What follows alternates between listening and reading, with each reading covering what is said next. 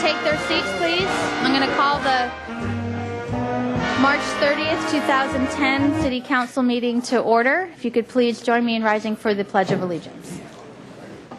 I pledge allegiance to the flag of the United States of America and to the republic for which it stands, one nation, under God, indivisible, with liberty and justice for all. Thank you. Would you do the roll call? Council Agency Member Francisco. Here. Hotchkiss. Here. House. Here. Self. White. Williams. Here. Mayor Chair Schneider. Here. Item number 1, proclamation declaring April 2010 as National Poetry Month. Great. We have our poet laureate here, David Starkey. Come on up. And Ginny Brush. Would you like to come up too? This is going to be the most fun of the day, I think. The County of Santa Barbara is widely recognized as an arts center, providing a spiritual home for creative activity and for writers in particular. And since 1996, the Academy of American Poets has designated April as National Poetry Month to highlight the extraordinary achievements and ongoing legacy of American poets and increased visibility, presence, and accessibility of poetry in our communities and culture. The City of Santa Barbara, recognizing the value of poetry, established a poet laureate position in order to direct proper attention and honor to the spoken word by utilizing poetry to celebrate and elevate community events. The current City Poet Laureate, David Starkey, will be leading the community through poetry-focused events and programs throughout the month of April.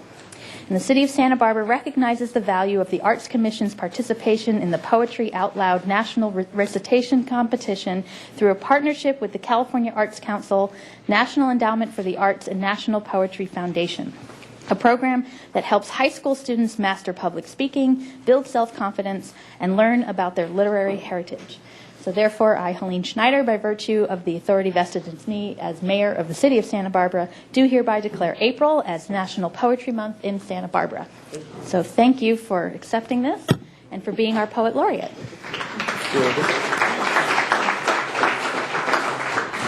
Before David reads the poem, I just want to thank the city for its wisdom in establishing the Poet Laureate position, because it has absolutely done what I think the vision was for it to do, which was to be a catalyst for creativity and a focus on poetry throughout the year, but especially in April. Thank you. And I would say if you're looking for Poetry Month events, sbpoetry.net is the website on which everything is being kept. I wanted to thank you. And in the past I've come and I've read sort of serious, challenging free verse poems. I wanted to shift gears a little bit and read some light verse today. So I'm going to read a poem in celebration of April National Poetry Month that's written in the strict rhyme and meter. So it's okay to chuckle, and in fact, if you don't, I'm going to be in trouble up here. Before I read it, though, I wanted to thank you again, just as Jenny has, for supporting community-based arts. I would also like to send a shout-out to the nonprofit cable channels 17 and 21, who I think really do a service for us in the arts, because they bring the arts to people who don't have the income level and necessarily the transportation and other issues to get to those events. So I think that may be something that we don't always recognize. Because of that, I would like to read my poem in honor of the Santa Barbara Channels, and the poem is called Poetry Month. Hark! Do you hear that perfect rhyme? Meter beating in perfect time? Has the entire world gone sublime? Or is it nothing more than springtime? It's only poets in April. Watch us creeping from our garrets, slinking past like wild-eyed ferrets, cawing out like green-plumed parrots. We've had the stick. Give us carrots. We're only poets in April. Council members and Madam Mayor, we appreciate the fanfare, but I must warn you, it's only fair. Tell all the people to beware the hordes of poets in April.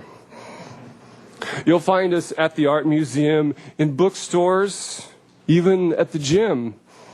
Some of us merry, others grim, You'll feel us like a phantom limb. We're everywhere. Poets in April. Rest easy, though, there is a day when this will cease. The 1st of May will trigger many a soiree, though some will ask, with mild dismay, where are the poets of April? Thank you very much. Thank you. SBpoetry.net, is that correct? Fun-filled month in April, so thank you very much. Are there any changes to today's agenda? No, there aren't, Madam Mayor. Okay. We have a number of public comment. I have 2 minutes up on the board there. We have Tom Becker, who will be followed by Darlena Moore.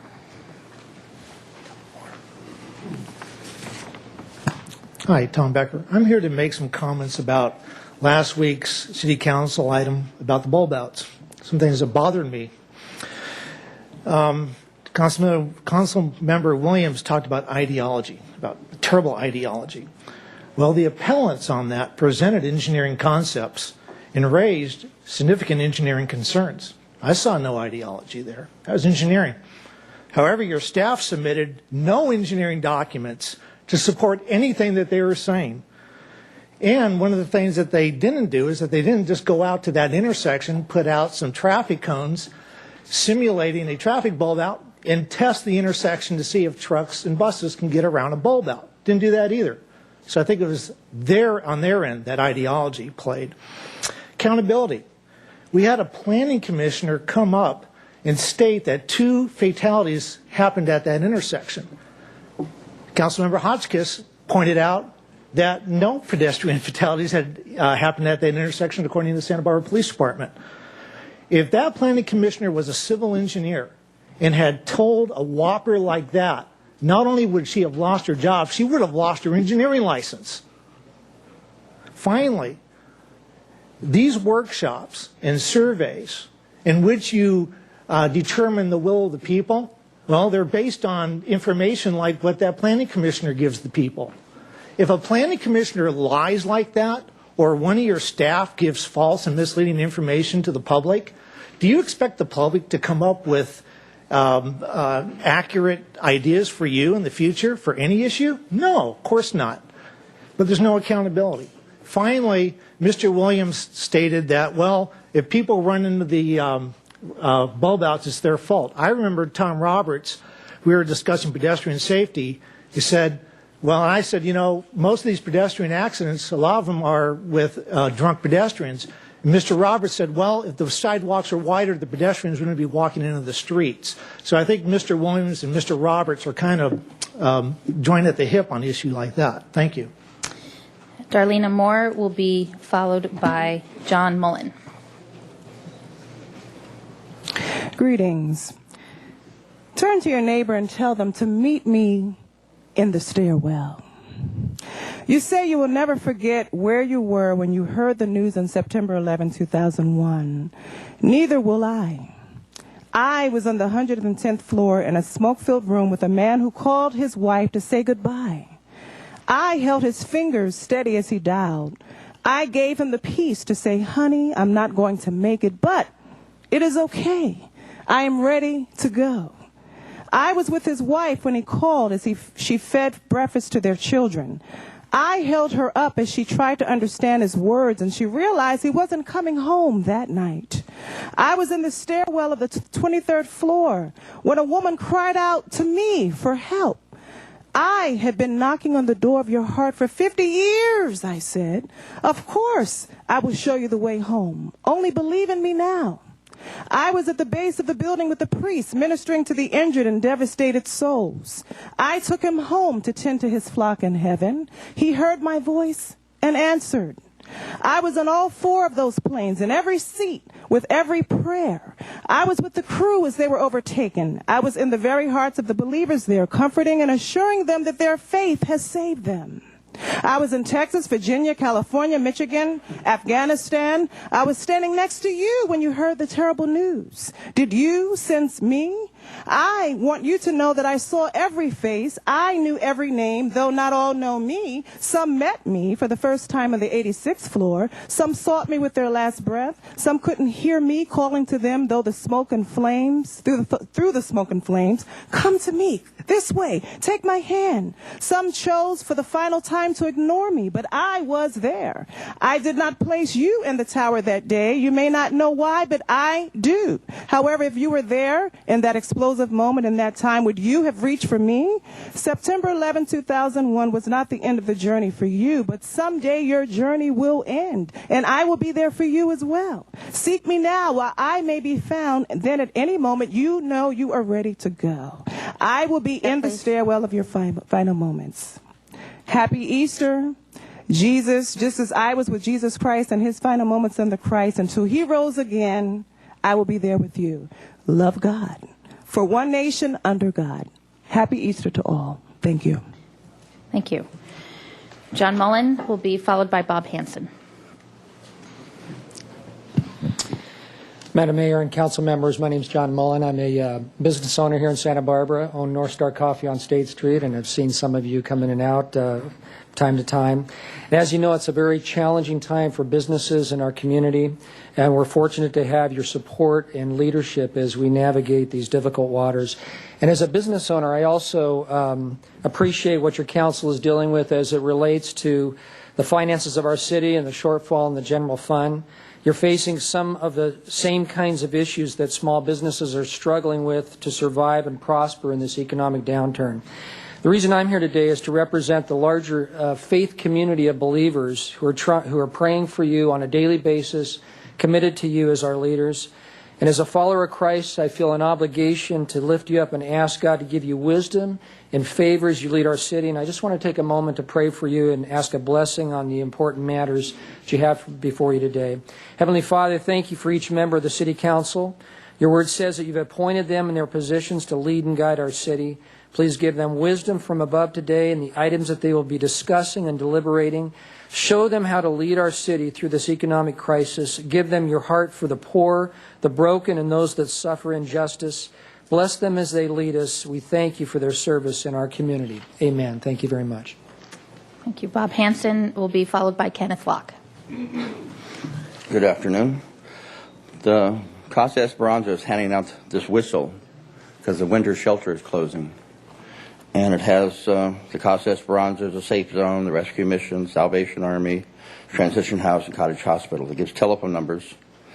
And on the other side, it's Santa Barbara Safety Net emergency numbers, 911, and Santa Barbara Police Department, Rape Crisis, Domestic Violence, and Cottage Hospital. Well, most ladies don't have cell phones. It's hard to find a public phone, but they have this whistle now. So if anyone hears this whistle in our community, and we can help those ladies, right? But besides having all the places we have and other things, and this whistle now, we need a place. When I ran for mayor, I talked about a 24/7 place. We could have a building, James Magruder talked about this, where 20 people would go, pay maybe $200 or volunteer to have a space in a building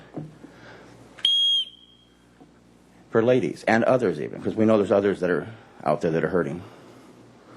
People could have a place to park their vehicle. Like right now we have the safe parking program, I think 100 vehicles. They go in at night at 7, they leave at 7 in the morning. Now we have 100 vehicles on our streets. Let's try to find somebody who would rent some property, just start off with 24/7. They could pay $200 or volunteer in the community or whatever that person would like that maybe we're getting the property from. So anyway, we're going to go to Oprah's house on Easter with our whistles. We're asking yourself, Helene, Congresswoman Capps, President Obama, that this is all right, this is a start. And if anyone hears this, but let's go beyond that. Let's have some places that we can help the ladies and prove that we can sit there and have one that works, a building, and do another one. Across the nation, we could be an example just like Earth Day or something like that, that we are really reaching out. We don't have enough housing, and my time's up. Thank you very much. Thank you. Kenneth Locke will be followed by Nancy Tunnell.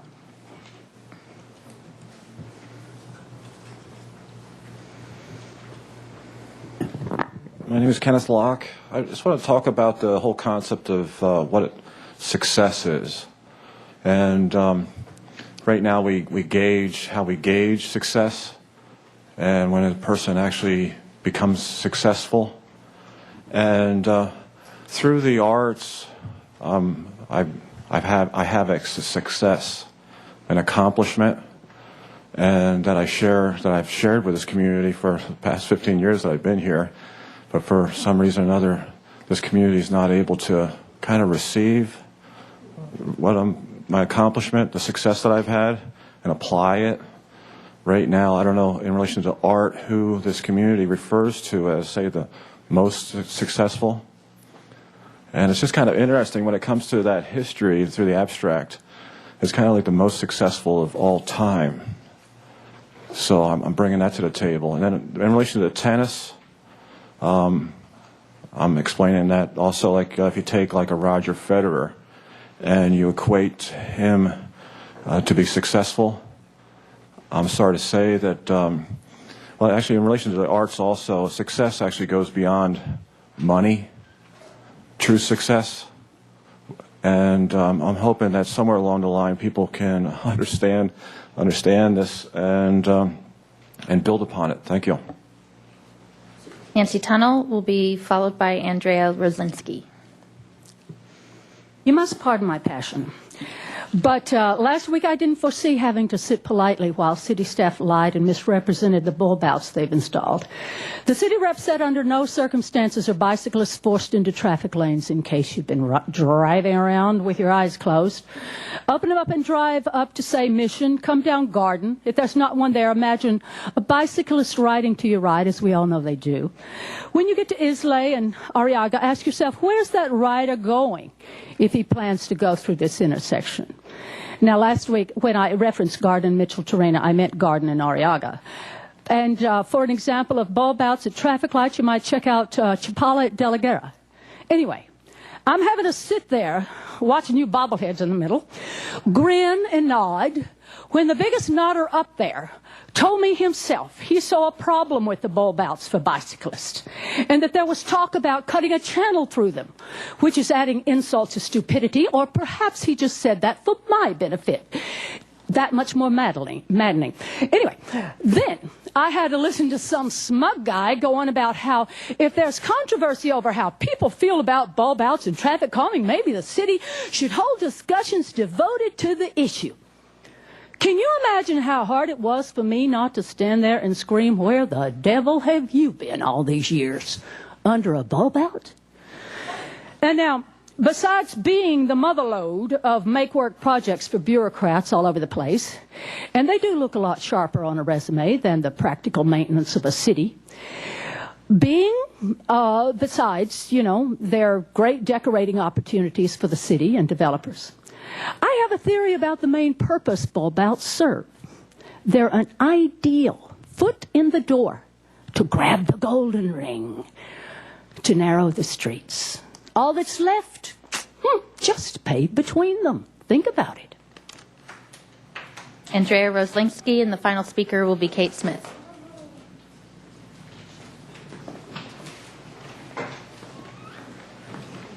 Well, good afternoon, Madam Mayor and council people. Well, I just wanted to say a few words because they wouldn't let us speak at the, they wouldn't let us do a public comment today at the ordinance committee. And I just wanted to throw my 2 cents in, 2 minutes in, and say that, well, I think that edibles, should be included because some people have cancer and they might not want to smoke marijuana. And I think Mr. Wiley had tried to say that we shouldn't include edibles as part of the collectives. And I just wanted to make sure they reconsider that if they vote on it next time in 2 weeks. And I guess since next week is Poetry Month, I'll do my THC poem. It shouldn't take too long. THC inspires me, and it's not a crime, you see, when you know your hemp history. In 1996, we voted in Prop 215, which gives the doctors the right to intervene. God gave us this healing plant that grows so freely on this earth. When you smoke a few bowls, you get in touch with your soul. then your spirit dances magically to the rhythm of life. Thank you for your time. Kate Smith will be the final speaker.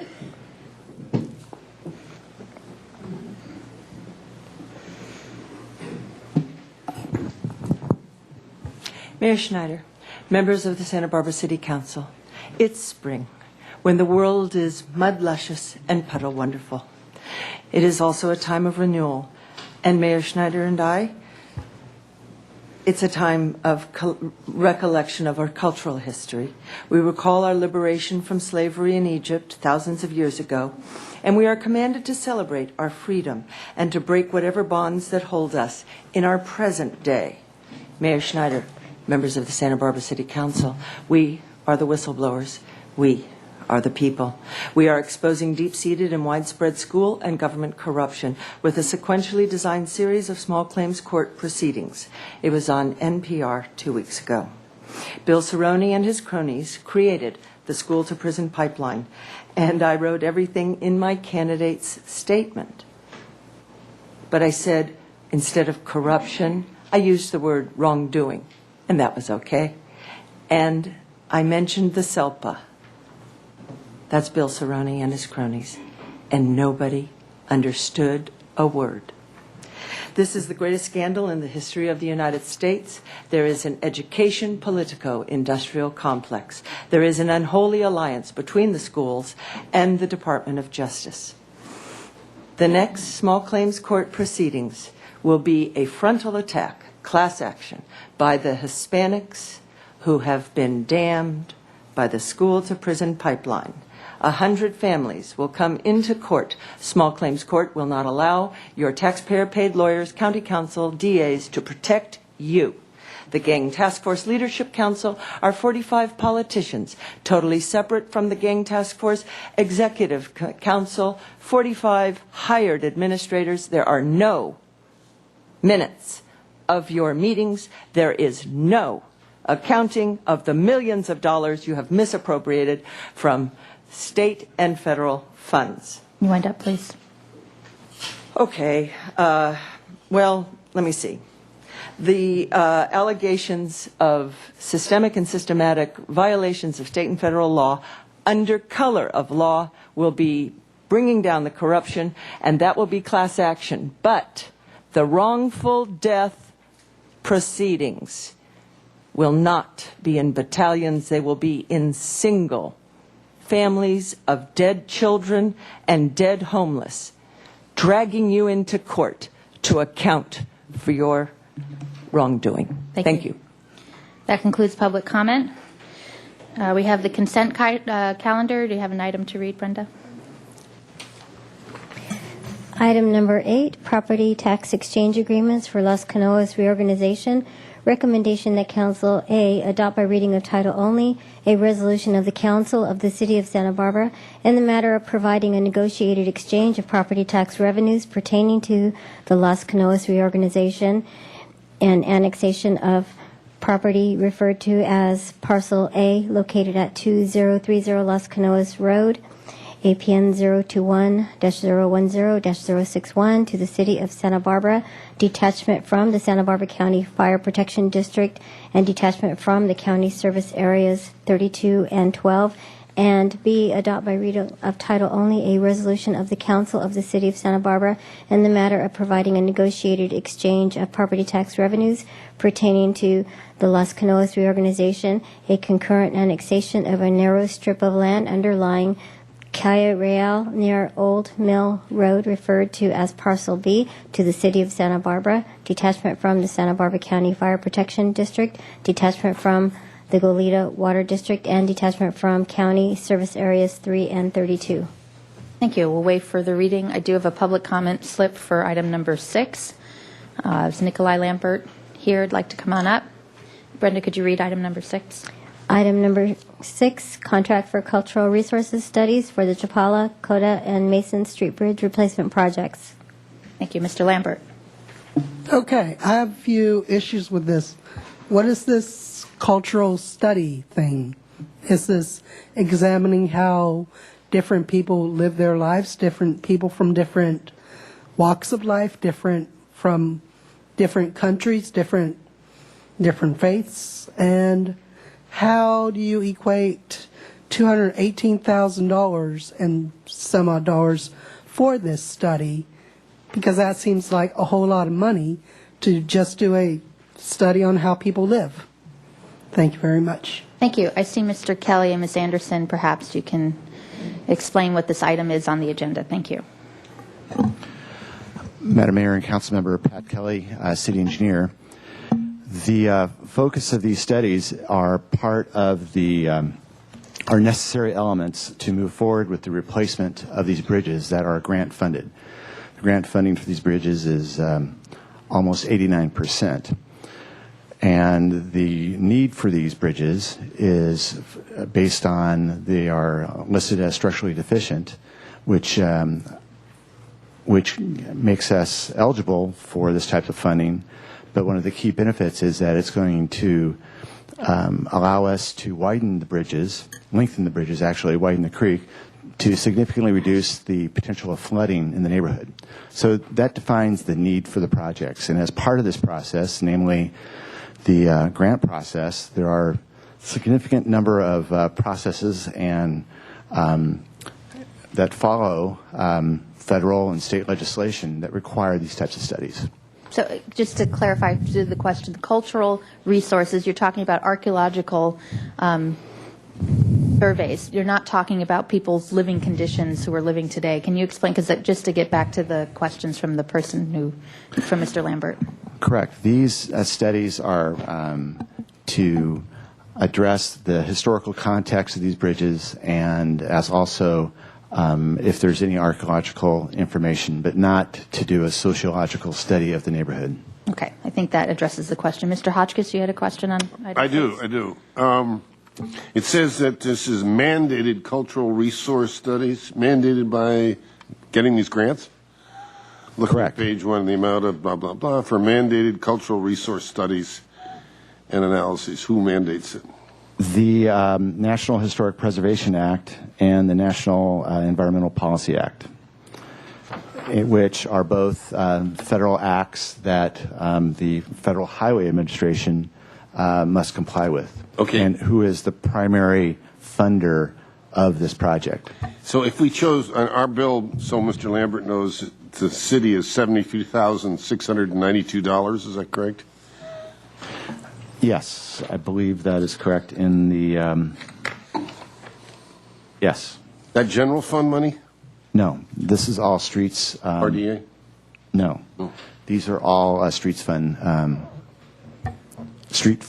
Okay, so not general fund. Thank you. Mr. White, did you have a question on this item? Thank you, Madam Mayor. Yes, and sorry about this being a little bit of a late hit, but I should have just emailed this earlier. Who was the other bidder on this besides Applied Earthworks? Do you recall? These are for professional services, so in as such, there is not bidding. There's just acceptance of professional fee proposals, and I'm not familiar enough to know who the other professional firm that was solicited. Proposed, yeah. All right. Would you kindly email that to me? Yes. And my apologies again for not asking this in a more timely way. Thank you. Mr. House, did you have a question on this item? I was going to ask that it be taken off consent just for a minute, and that was to talk just briefly about the total value of the projects as a whole. I see and so the public could hear this in our second attachment. It talks about the table of estimated total bridge project costs, and let's see, the total costs are going to be almost $18 million, right? Correct. And then the city share is, there's two pieces of it. There's the Prop 1B part and there's the city share. So what the Proposition 1B means, what? What is the 1B part? Those are funds that are one of the sources of funds that contribute to the city's street fund. So and there's many other sources of funds into the streets fund, including Measure A, gas tax, utility users tax, Prop 42. So it's money that we would use for street repairs or doing the kinds of improvements that we need to maintain and upgrade and keep our streets going. To maintain the roadway infrastructure, correct. Right. So the combination of the city share and the 1B share is a little over $2 million. And please correct me if I'm wrong, that with the $2 million that we're putting in, we're getting almost $16 million from the federal government to do these bridge projects. Very nicely leveraged, that is correct. Okay, and then part of that requirement is to do this study of the archaeology and the past history of the area. Correct. All right, that's great. Thanks. I just wanted to be sure that was out loud. Okay, this is part of the consent calendar. Does anyone want to vote on this separately or move on the consent calendar, perhaps? I'll move consent calendar. Is there a second? Second. Okay, moved and seconded. All in favor? Aye. Aye. Okay, that passes. Thank you. Report from the Ordinance Committee. Mr. White. Thank you, Madam Mayor. The Ordinance Committee had two sessions today. One was the review of the NPO update and Neighborhood Preservation Ordinance updates. There's a cluster of tweaks and clarifications which were reviewed and recommended to go forward, or should I say back to Historic Landmarks Commission for their review. But basically there was general support, and also there was a continuation of the discussion about the marijuana dispensary ordinance. I think we had we did not open public comment. We had a discussion amongst ourselves. I think it had good heft to it. We certainly had we did not come to full agreement on a variety of items. A lively discussion, and we're going to meet again in 2 weeks, having I think some pieces to pull together to comprise the makings of a new ordinance. So we're working on it. We're working hard and trying to make that deadline that was set by council to recraft this ordinance. Okay, thank you. Report from Finance Committee. Councilmember Williams. Finance Committee met at 12 noon today and discussed two items. One was the capital improvement program for the city, which is now available for the public to review and for council members to review. And in addition to that, the 2010 budget balancing and adjustments. That would be the necessary funds in order to balance the budget for the remainder of this fiscal year. And we will see that under item 15, but just as a sort of preview, the Ordinance Committee, or the Finance Committee rather, recommended the staff recommendations, and in addition recommended to send a transfer of RDA funds to downtown parking and a transfer of downtown parking funds to pay for the downtown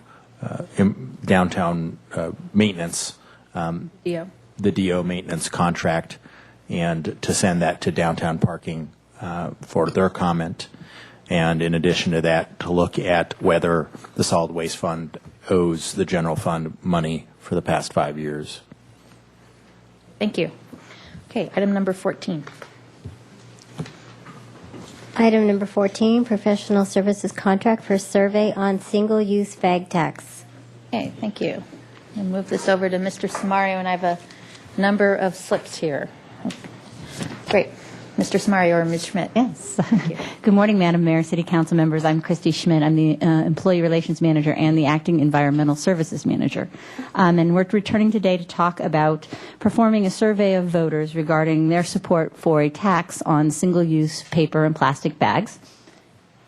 And before I reach the issue of the survey, I just wanted to briefly go over the city's current efforts. We are currently doing a lot of work in the area of trying to reduce the use of single-use bags within the city through a voluntary Where's Your Bag program. And you've probably seen the PSAs on television about that, and I know most of you are familiar with that campaign. The campaign was developed with input from stakeholders and from our partners. Our partners include the California Grocers Association, Choose to Reuse, Santa Barbara Channel Keeper, and Tri-County Produce. And some of the participating stores under the current program are Albertsons, Foodland, Lazy Acres, Ralph's, Santa Cruz Markets, Scolari's, Tri-County Produce, and Vons.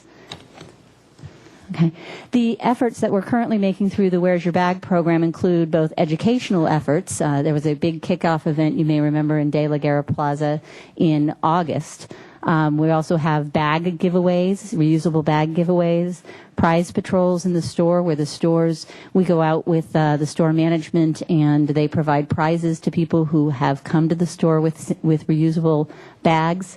Tabling events in front of the stores, presentations in the school system, and advertising, flyers, newspapers, radio, television, in the theaters and in pedicabs.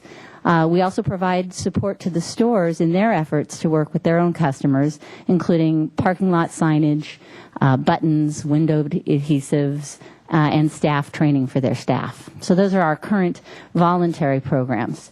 So on December 15th, 2009, Council directed the Finance Director to issue a request for proposals, and it was to develop and conduct a voter survey in support to determine support for a possible tax on single-use paper and plastic bags, and that was in retail establishments of 10,000 or more square feet. And also the amount of the tax that voters would be willing to pay, and then to return to the City Council for further direction. Staff identified 30 potential bidders and developed and issued an RFP. We received 8 bids in response and had 2 staff panels to evaluate the different responses. And it was unanimous that Fairbanks, Maslin, Mullen, and Metz and Associates, we call them FM3, their proposal was determined unanimously to be the best proposal among the ones we received. And they had experience in conducting surveys. Particularly, they were the only bidder that had experience conducting surveys on both single-use and reusable bag issues statewide. They had a lot of experience on ballot propositions, including tax measures, on environmental issues. They'd worked extensively with municipalities, including performing 2 opinion surveys for the city of Santa Barbara that staff were very supportive of their work. They had experience in statistical analysis and research design, a competitive price. Again, we had estimated up to $50,000. And the price that we got for this survey was $23,319. And they also came up with a significant sample size. They offered to do a sample size of 500 voters. So, and also just in generally, the overall quality of the proposal was outstanding.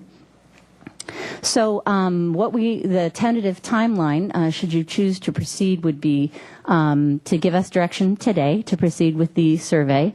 Can we be able to work with the with FM3 to develop a survey instrument and do some preliminary testing to make sure it's getting the results, valid results, and then to conduct the survey by April 28th. We'd anticipate getting the results back to staff by May 15th and returning to council sometime before June 1st. We could probably move that timeline forward. We think that FM3 would be willing to work with us on that if need be. And so I'd be happy to take any questions. Thank you. First thing, just to clarify, because I received a number of emails about the cost of this, where does the funding come from if this should move forward in terms of the poll? The funding would come exclusively from the Solid Waste Fund, which is funded by user fees and couldn't be used for general fund purposes. Okay, thank you. Any questions first? Ms. Self. Thank you, Christy. How many people are going to be surveyed for this amount? The bidders came up in their bids were anywhere between 400 or 500. We, the FM3, proposed 500 and as being a statistically valid survey sample. Mr. Francisco. Thank you, Madam Mayor. Do we have any figures on how many of these bags are currently being used? We don't have direct figures. We can extrapolate based on how many are being used statewide. And Stephen McIntosh is here. I don't know. Mr. McIntosh? Madam Mayor, Councilmember Francisco, what we understand from a statewide projection is what We've boiled that down to the local population. It's somewhere around 47 million plastic bags per year in Santa Barbara, somewhere around 500 per person per year. And do you think that the statewide numbers are really applicable here? They may actually be low because of the large tourist industry, or the number of people that actually don't live here that come to Santa Barbara. And since the education program started 6 or 7 months ago, do we know how much of an effect that's had on single-use so-called bags? We know the effects of the campaign in one store. John Dixon, who's here today, I think I just saw him submit a speaker slip. He'll probably speak to that issue, but he was somewhere around 35 or 38% of his customer base using reusable bags a couple of months ago, and that was after several months of the campaign. So it's made an impact at his store. Okay, thank you. Mr. Hotchkiss? Thank you, Madam Mayor. You mentioned tourists might elevate our bag usage here. Yes, Madam Mayor, Councilmember Hotchkiss, that's my own personal belief. I think there may be some more bag consumption because of the tourism. So if they didn't have access to these bags, what would they not be carrying home? Where are they using these bags? Tourists, you know? Councilmember Hotchkiss, I believe what the tourist options would be, first of all, is to pay the tax or pay the fee for the bag. If it's a 5 or 10 cent fee, they would probably pay that 5 or 10 cent fee and walk out of the store with the materials in that bag. If they wanted to go home with a reusable bag, they'd purchase a reusable bag. So if I'm at the grocery store and I get avocados and oranges and potatoes and whatever, that's 3 or 4 bags right there, right? Is that 3 or 4 times whatever tax we're talking about? It depends. It really depends on how the system would be structured, if it was a per bag fee or if it was a per visit fee. We don't know any of those details at this point. Okay. It's pretty expensive tomatoes and stuff. Thank you. Thank you. So we have public comment, a number of speakers here. We have Nikolai Lampert. Mr. Williams, did you have a question first? So do we have any idea what the drop-off in the first couple of years of, say, we're starting at 47 million bags consumed by the city per year. If we enacted a fee of 15 to 20 cents, do we have any idea how much people would start converting over? Madam Mayor, Councilmember Williams, the only country or program that we're aware of is the country of Ireland that passed a 25-cent fee several years ago, and their usage dropped off 92-93% over the first few years. And how many years did it take to do that? That was a few years' time. I don't know the exacts or the specifics of that, but it took a few years for that reduction. And to look at how much money we're talking about too, in terms of, it's obviously something we have to look at right now when we're in the midst of budget cuts, when we're looking at cuts to police, fire, and parks and recreation. So 47 million bags, say in the first year, half of the people decided to use reusable bags instead. We're still, even if it was just 15 cents, we're talking $3.5 million worth of revenue when we have a $9 million budget deficit, right? Is my math, correct there? Councilmember Williams, we haven't actually done the math on that, so that we don't know. We could come back with some figures and do some number crunching if you'd like. Well, it's just 27 million times 15 cents, which is $3.525 million. Okay. Mr. Williams has already done the math, apparently. Okay. Mr. Hotchkiss, did you have another question? Yeah, 2 questions, actually. In essence, the success of this program would lead us to, There you go. in essence, the success of this program would produce diminishing results. In other words, the more bags we didn't use, the less money we would get, correct? That's correct. The goal would be to see diminishing results in the revenues, so bag consumption would be decreasing. And part of our study, does this include how much business would go to Goleta or Nolita or other parts that are local that would not be affected by this? We could add that to the survey if you'd I think like. that local business might really want that. Thank you. Okay, now we're going to go to public comment. We have Nikolai Lambert, be followed by Hunter Flynn. Madam Mayor, hello, members. This is one of the reusable bags here.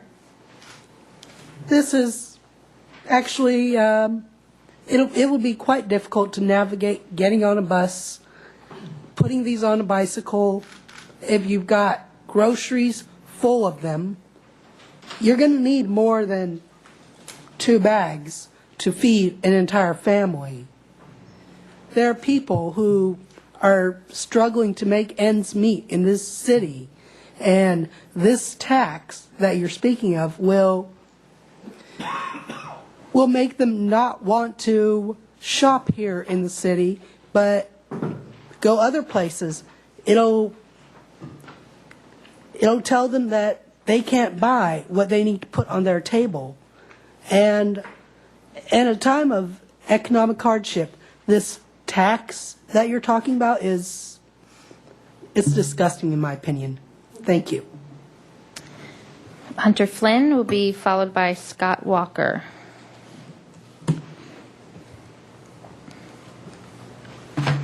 Hello, council members. My name is Hunter Flynn, and I'm a recent graduate of UCSB. For the past year, I've been working as a sustainable business chair at UCSB, and more specifically, in the last 4 months, we've been working on a campaign to reduce the single-use bags in Isla Vista.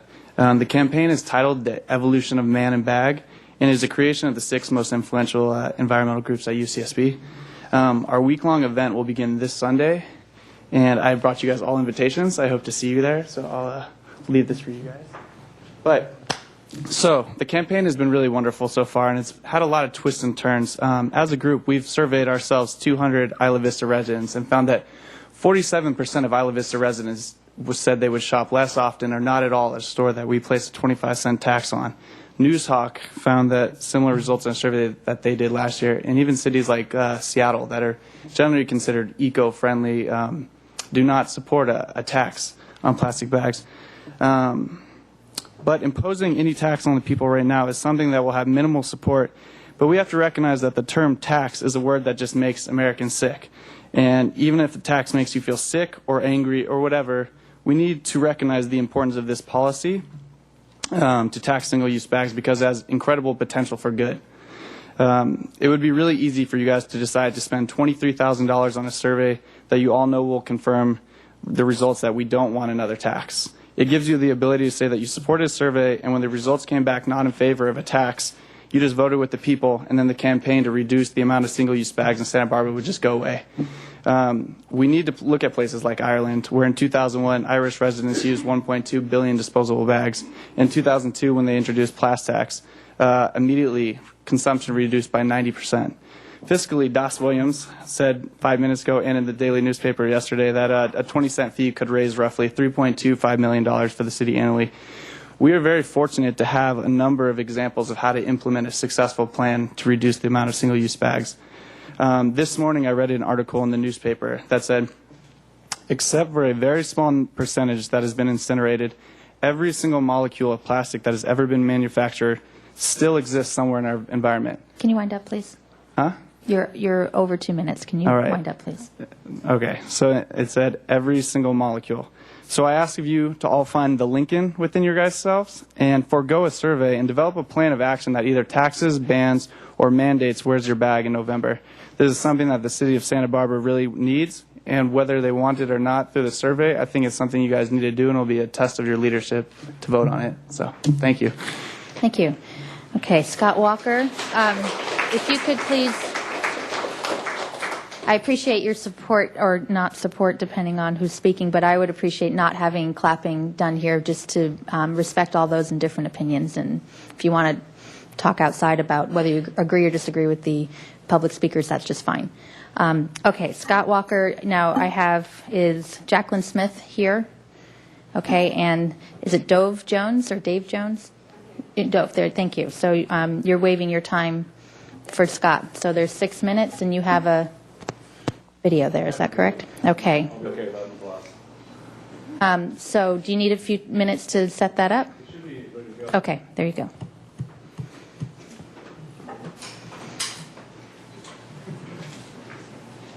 We have six. You have 6 minutes. I just want to say one word to you. Just one word. Yes, sir. Are you listening? Yes, I am. Plastics. Exactly how do you mean? There's a great future in plastics. Think about it. Will you think about it? Yes, I will. Enough said. That's a deal. First of all, I think it's important that people begin to understand some of the scope of the problem. Plastic, unlike other debris, doesn't biodegrade. It photodegrades into smaller and smaller pieces.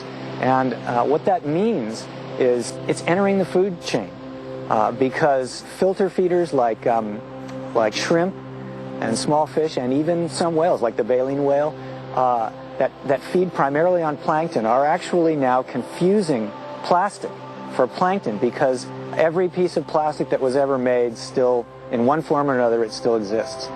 Plastic bags are hanging on trees and they're clogging up the waterways because they don't go away. Do you want something in your water that lasts hundreds of years like polystyrene? So get rid of that stuff.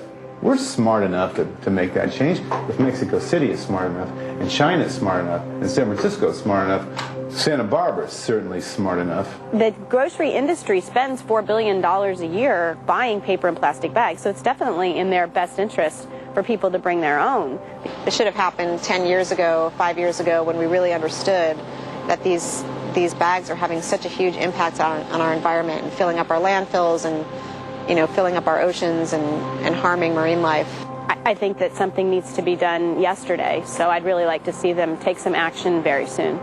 If you pollute your ocean, people will not want to come to your community. Hence, they won't shop, they won't stay in your inns, they won't create the kind of environment you want to encourage business. And business is what pays the bills for cities. And I'm asking the political leadership of this city to do something, not study it to death, get it done. What the city is looking at doing is commissioning a survey. And you can do a study. I'm tired of studies, to be honest with you. One more survey is enough to take me through the roof. I'm certainly glad to hear what 40 people think, and that's representative democracy. But you're not elected because every decision you make has to be approved by 50 or 100 or 200, citizens. And even if there's a threat of lawsuits, we're always being threatened by that. It's more important to do the right thing than to worry whether you're going to be sued for it or not.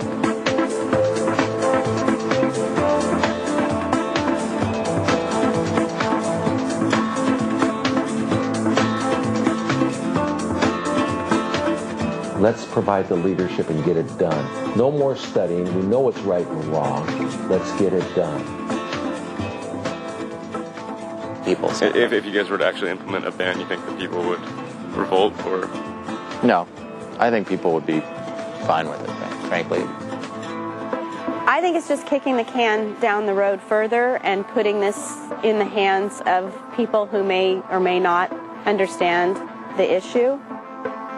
The other advantage of a fee is it's not mandatory. If you bring your reusable bags to the store, you avoid the fee.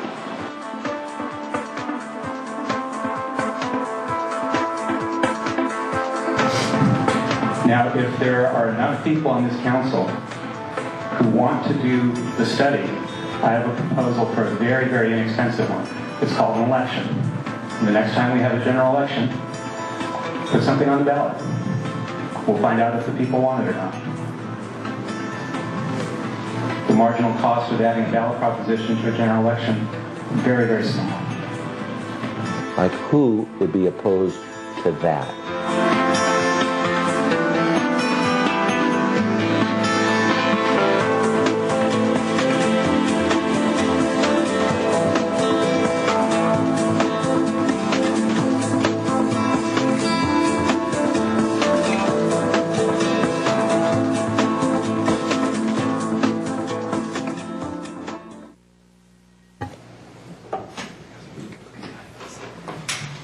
You still have 1:28. Do you still, or is that done?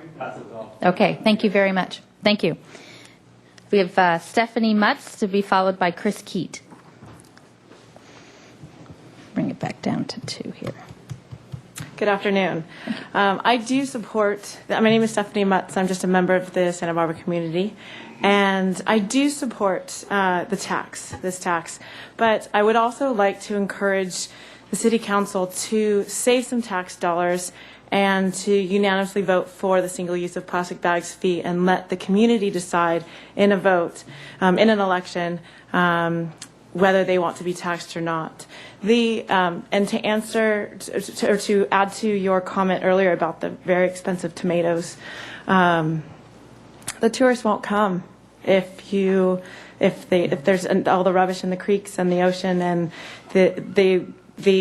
just to see the debris and then the effects it has on the animals in the ocean and even in on land as well. So the tourists won't come if they see rubbish all over the place. I am not personally opposed to plastic bags. I'm opposed to the people who do not take responsibility for themselves to recycle or to dispose of them properly. And that's why we have you guys here, so we can have some kind of. Some people need to have others take responsibility for their actions, and that's why we're here today. And if I may, I would like to see if anyone else supports me, if they could stand up in the audience.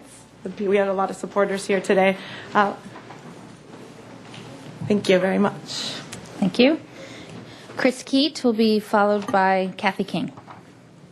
Oh, sneaky Kathy. I saw you on the video, but that's okay. We'll give you 2 minutes too. Madam Mayor, council members, my name is Chris Keat. I'm a local business owner, and I believe it was Mr. Hotchkiss that talked about local business owners. My business is fairly seasonal. I own Surf Happens Surf School. We also run the Rincon Classic, and it's pretty seasonal. We get a lot of business in the summertime, and I started becoming aware of the problems in the ocean through organizations and through measures like the Where's Your Bag that they're proposing. And we just held the biggest and oldest surf contest in Santa Barbara, and through the support of the Surfrider Foundation and local businesses in a time where economic is one of the most prevailing terms that you hear, we don't have that much money. And we all came together and we were able to completely eliminate single bags usage from the event, with hundreds of people coming down there, diverting 94% of all waste from landfills. I'm just a kid that grew up in the harbor, and I love the ocean. I'm in it every single day. And I work with people and share about the environment that we have here. And you guys are leaders. You govern this city. This city is a leader among cities. And really, taxing and banning, really, what is that in the long run? It's for me, we organize people that don't have money necessarily, so we could make a change, and we're the people, and you are the people in control. So we just appreciate, as leaders, to consider the facts, research the facts, and make an educated decision. Thank you. Thank you. Kathy King will be followed by Penny Owens.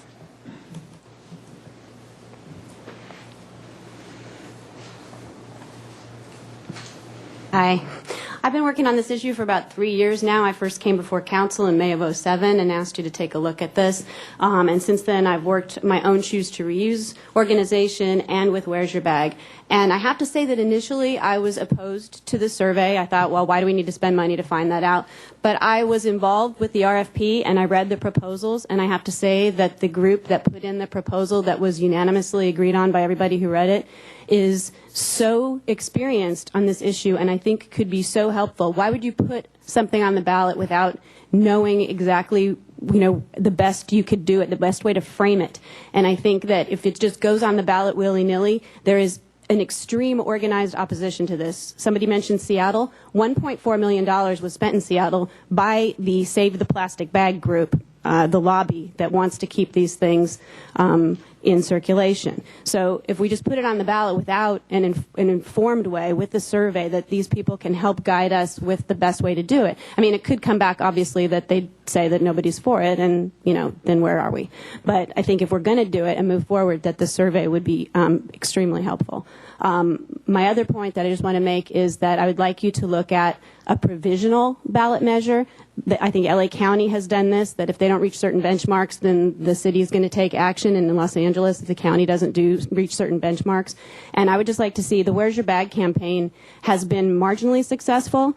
It's a great education campaign. We don't have as much participation with the stores as we would like, with the exception of our superstar store, Tri-County. I think you're going to hear from him, and he's had amazing success. So if we do go forth with a ballot measure, I would just like to see a provision attached to it so that if it fails, that it's not dead, because I think you've heard the reasons why we need to start getting rid of these single-use products.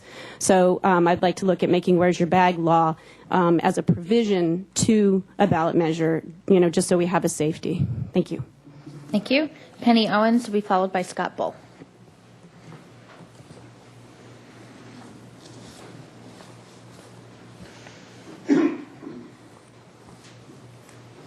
Good afternoon, Chair, Council members. My name is Penny Owens, and I'm the Education Coordinator for Santa Barbara Channel Keeper. And like Kathy, for nearly 2 years, we've been working on advocating the city to undertake meaningful measures to reduce the use of disposable shopping bags, both through voluntary public education efforts as well as through regulation. We've been partnering with the city's Environmental Services Department on the Where's Your Bag campaign, which is educating the community about the detrimental environmental impacts of disposable bags, and in addition has distributed more than 2,000 free reusable bags to local citizens. This campaign has laid the groundwork for the crucial next step, which must consist of a regulatory measure if we are to realize our goal of significantly reducing disposable bag use and its associated environmental impacts in Santa Barbara. Many other cities and nations have moved forward on this issue by implementing nominal fees on disposable bags, which have been proven to be effective and successful in getting shoppers to reduce disposable bag use. Channel Keeper urges the Council to support the proposed poll to gauge the community's support for a bag tax and what they would be willing to pay. In addition to decreasing the number of disposable bags being used in our community, such a tax would generate much-needed general fund revenue to help pay for important public services, including fire and police. This tax would be an avoidable tax. Those bringing their own bags would not have to pay. And I do want to just say as a sidebar, Washington, D.C. actually recently implemented the country's first fee on disposable bags, both paper and plastic. It's a 5-cent fee, and they're projecting it to generate approximately $3.5 million in its first year.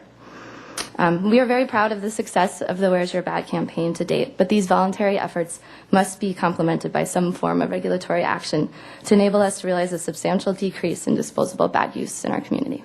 Thanks for your consideration. Thank you. Scott Bull will be followed by Nathan Alley. Madam Chair and members of the Council, my name is Scott Bull. I'm with the Santa Barbara chapter of the Surfrider Foundation. So thank you all very much for allowing the public to be here and speak. I'd actually like to commend you, your bold leadership, even to come to this far. I mean, there's a lot of communities out there in the United States that do have a plastic bag problem, and I wish all of them would actually be taking the same types of leadership role that you guys are taking here today. Just in response to the first gentleman that came up, this is also a bag. As you guys can see, you guys have all seen them. They're Chico bags. They fit in your pocket. You could probably carry, 30 or 40 or 50 of them, no problem. And they are the same size as a plastic grocery bag. So I really don't see too much of an inconvenience. Again, the folks that do bring their bags aren't going to get taxed. So I just want to put that out. And Penny, that was a great segue too. I just wanted to point out, this is the Washington Post today. It actually is talking about the D.C. bag tax, that in fact that it collected $150,000 in January. It was a 5-cent tax, and actually 3 cents of that tax goes to cleaning up the Chesapeake Bay. 2 cents of it actually goes back to the grocery stores. And it says right here in its first assessment on how the new law is working, the D.C. Office of Tax and Revenue estimated that food and grocery establishments gave out about 3 million bags in January. Before the bag tax took effect January 1st, the Office of the Chief Financial Officer had said that 22.5 million bags were being issued each month in 2009. That's 22.5 million bags down to 3 million. The council member who actually was a sponsor of the bag tax said the new figures showed that the city residents were adapting to the law far more quickly than he or other officials had expected. So this is the same kind of results that we can see in our beautiful Santa Barbara. So again, I appreciate you taking that leadership. In terms of the survey, I would like to point out, if you were to ask someone on the street, do you want to have a tax? What do you think their answer is going to be? Of course not. Would you like to reduce trash, plastics that you see on your beaches, creeks, oceans? What do you think their answer is going to be? So again, how you couch this survey, very, very important. But again, I applaud your bold leadership, and I really do hope this community stands by this plastic ban tax. Thanks too much. Thank you. Nathan Alley will be followed by Sandy Lejeune, and then the final speaker will be John Dixon. Good afternoon. My name is Nathan Alley. I'm an attorney at the Environmental Defense Center. Got our bag here, which I would encourage everyone to purchase. Donations go to our efforts. I also carry around these Chico bags, like Scott pointed out, every day. I ride my bike everywhere, or I take the bus when, like this morning, I get a flat tire on my bike. Frankly, it's a lot easier to carry groceries in these big, durable bags than it is in little plastic bags or rippable paper bags. So I don't really see a problem there. In our ideal world, a vote would take place. Everybody would vote to implement this fee, and then no one would ever pay it because no one would ever use a single-use disposable bag. So I don't know that we really want to couch this in terms of revenue generation. We're actually talking about changing behavior and benefiting the environment, as many of the other speakers pointed out. And I would also reiterate that this isn't just about plastic bags. It's also about paper bags, which similarly have an effect on the environment. But when it comes to the study, frankly, if that's something that will get us to the place where more people are voting for this fee, then I think it's a good thing as long as it's done in a smart way. Thank you very much. Thank you. Sandy Lejeune, and the last speaker will be John Dixon.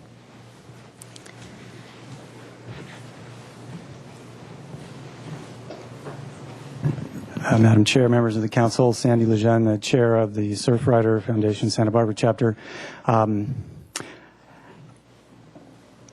guess I would like to see a study done if, as Nathan just said and others have said, it's done well and it yields the results that I personally want, which is that we reduce single-use and paper bag use in the city. I would have brought our Surfrider bag, but we've already given them all away. We don't have any left to share with the public now. We need to order some more. But I don't think there's, at least among those of us who are here in favor of reducing this usage, there's not much that needs to be more to be said. I would like to see a ballot measure. I'd like to actually see a ban personally. I'm not speaking on behalf of Surfrider on that. That's a personal opinion because I think that once you take the temptation away, you model behavior faster than perhaps any other way. And I don't think there's any doubt that people are not going to be supportive of a tax. But if you think that's the best way to get the information that you need to make an informed decision, then I would support that. And thank you for even considering this. And I say onward to plastic and paper packaging after we succeed on this issue. Thank you very much. The final speaker will be John Dixon.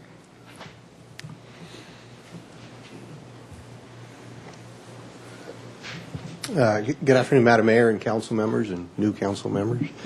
And I'm John Dixon, owner of Tri-County Produce, and I've been participating in the Where's Your Bag campaign program since it began, I guess, a year or 2 years ago, was it? And I encourage the use of reusable bags at Tri-County Produce. We have initiated a program where we actually donate 5 cents to local charity for each reusable bag that a customer brings in our store, and the customer gets to choose the charity. I think reusable bags are a great idea. Totally encourage them. And I have for you, I turned into you an update of our statistics and how successful our voluntary Where's Your Bag program has been. When we first started in the committee meetings with Where's Your Bag, we said we would agree to start tracking statistics. And you can see on the first column on the right, 31% of our customers were either bringing their own bag or we got them to say, no thank you. No, they'll carry out my little tomatoes and avocados in my hands and not ask for a bag, which was a good thing. And then in September, late August was it, I think, or September, the Where's Your Bag campaign at Delaware Plaza and everything kicked off. And we've steadily seen since then an increase, you can see month by month, where we've now gone up to almost 39% of our customers are now bringing reusable bags or saying no thanks to bags. So we've seen a 7.4% increase. We've done this voluntarily, track this, and train our cashiers. It's been a good thing. Again, supporting reusable bags, but I'm, one of the few here, it sounds like, in the room that says I don't support taxing bags. I don't like the idea. I don't think, you could also argue that the economy's not right. Let's throw a new tax on everybody and tax them for using bags in grocery stores. So I don't want to see us to go forward on the taxing issue. I think the voluntary measure is the way we've got to go. Another issue is the fact that it's at the city of Santa Barbara. Why isn't it the state of California, if not, at the very least, the county of Santa Barbara, not just the city? So I think that's the most important thing, to make it statewide. And, overall, I should be happy to see this pass, really and truly, as a grocer, because the more people bring their bags, the less bags I have to buy, and that's the less I have to spend as a grocer. So that's kind of a good thing. But I just don't like the idea that we're throwing a tax on the consumers, and that's why I'm not really in support of it. But I totally push on for the voluntary basis. I think it's only been a short time that we've allowed the Where's Your Bag campaign to really be in the public outreach through some of the city TV commercials that have been on Cox Cable and some of the newsprint articles. And I just think, even from my stats, if we continue this, the numbers are going to grow and more people are going to continue bringing their bags and avoiding using plastic bags and paper. Okay, thank you. Thank you, and thank you for your leadership on the voluntary program. That concludes public comment. I want to just start with asking Mr. Wiley a question, because issues about putting things on ballot, and I'll just say up front, whatever we do today, we're not necessarily voting on whether to tax or not. That's up to the voters of the city to make that determination. I think people in the room know that, but that's been kind of thrown out there. Don't support the tax, do support the tax. That's part of what the ballot initiative would be. If this council wanted to put something in this November's ballot, what would be the procedure to make that happen, regardless of the issue in front of us, with a poll? Mr. Wiley, if you could answer those questions, thank you.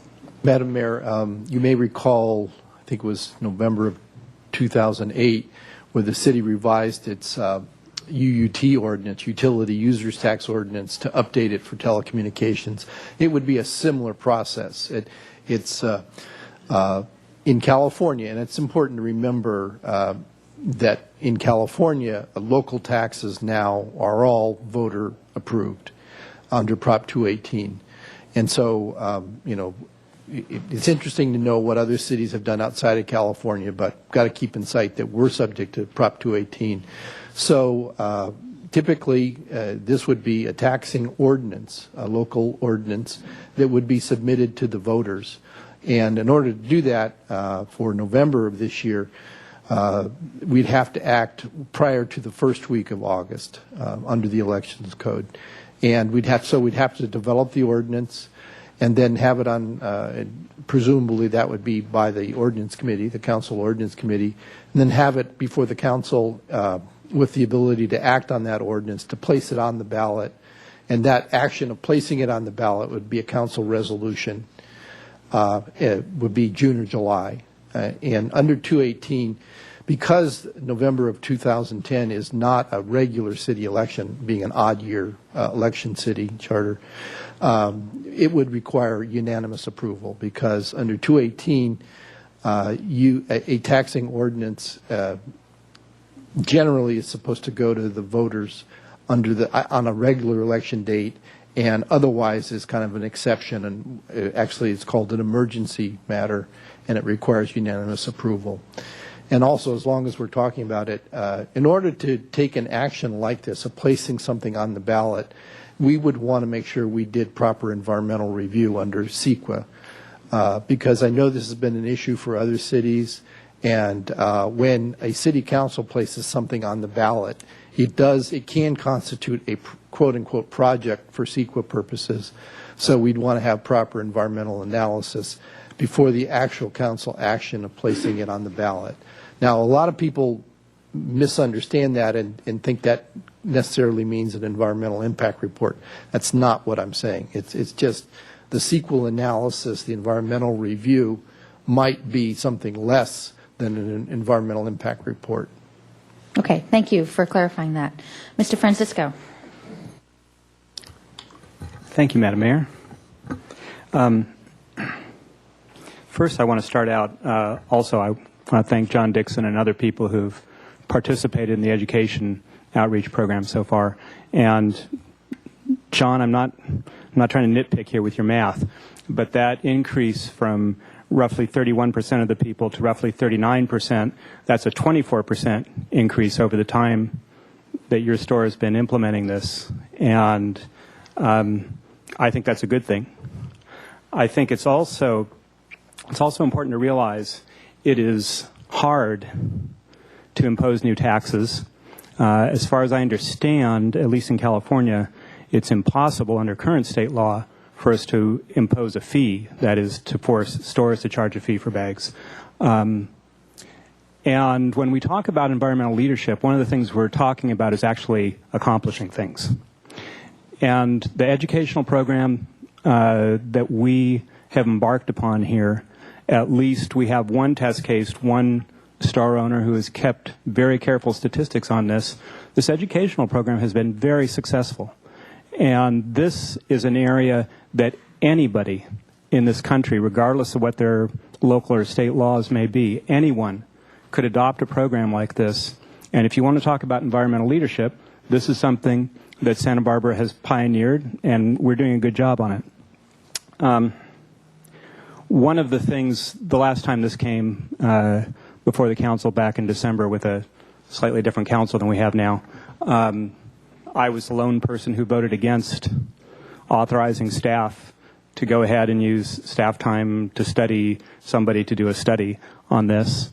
And my feeling then and my feeling now is if we think it's important enough to put this on the ballot, if we think that having a tax is the only way to go, we should just do that.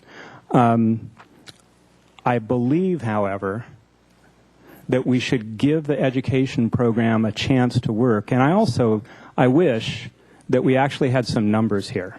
We're talking about averages for the state of California. Well, I don't think Santa Barbara is an average city. What I have seen personally, and I realize that this is just anecdotal and that that's not good enough, but what I have seen personally in my shopping is a lot more people using replaceable bags in the last 6 months. I've seen a dramatic increase in that. And I can't tell you how many emails I've gotten from people saying, I use single-use bags sometimes, plastic bags, and then I use them for trash bags. So they're not actually single-use bags. What I'm trying to say is that we do not have actual figures of how many single-use bags are used in Santa Barbara. Santa Barbara is a unique community. I think everyone here knows that there's probably more environmentally aware people in this town than most cities, and it's a huge issue for people. I think, I don't know, there may be enough of those people that if you put this on the ballot and say, do you want to tax yourself for using plastic bags, if that could win anywhere, it could win in Santa Barbara. So what I would say on this is I really wish that we had more information. We're doing this based on really no information. And I think that the education program that's been underway for about 7 months now needs a chance to succeed, and I wish that we had more benchmark information such as John Dixon has provided for us. But that is the best way to go. If the council is determined to do this, regardless of whether we know anything about it or not, I will support putting it on the ballot. I won't support blowing another $23,000 on consultants. Thank you. Ms. Self. Thank you, Madam Mayor. Does anybody know what the cost of putting on a special election and for the CEQA study would be? Mr. Samario, Ms. Schmidt. Madam Mayor, Councilmember Self, we did ask the city clerk's office, and they've told us that it would be $40,000 to $50,000 just to put it on the ballot. There would also be an amount of staff time in the environmental assessment process that could be significant. Well, that would be putting it on the ballot. I mean, when you have a ballot, you have to tally the election results, and I believe that was... I believe the county would be doing that. Mr. Wiley, that would be consolidated with the county statewide election? Is that correct? Madam Mayor, I believe that was the idea that was explored, that, of course, November 2010 would be a state and federal election run by the county. And in our experience, that's about the numbers lately for putting something on the ballot. I think that, in part, that's based on what we saw with Measure P, what was that, about 4 years ago. The marijuana lowest law enforcement priority was the most recent. Thank you. But don't they normally back charge us for, something that is for us? That we have to pay a share of that? That would be our pro rata share of the election, because it's as the city attorney said, because it's a general election, we're consolidated with lots of agencies, and so it's much cheaper than the odd year election when it would cost us, as we said, $500,000 or $600,000. But it's right. But so it still would. That's what I was wondering. The full cost would be somewhere, we think, not exceeding $50,000 if it was on the ballot next November. Okay. And the CEQA? The cost for that? Ms. Schmidt? Sorry. That cost would be primarily staff time costs, so it would be a productivity issue, not necessarily an additional cost issue. That is a general fund cost, though. How many hours? 10 hours? 100 hours? I don't see anybody from community development staff here. I think most of it would be done by staff, and I'll hazard a guess it's probably around 100 hours of work. It's not, there's a fair amount of analysis that goes into it, and of course what happens is they have to do the environmental assessment, firstly a checklist, and then they have to then delve in deeper into those areas. Probably there's some air quality issues. Probably that's the biggest one, I think. Okay. I have watched the presentations by this group, and I really applaud your efforts to make this a better planet and a better city. But in the presentations, it was the reusable bags, such as Mr. Lambert brought up. It took about 200 uses to offset the environmental impact of the single-use plastic bag. Now, for me, those are never single-use plastic bags. Got my little thing stuffed full of them, and they get used and used and used.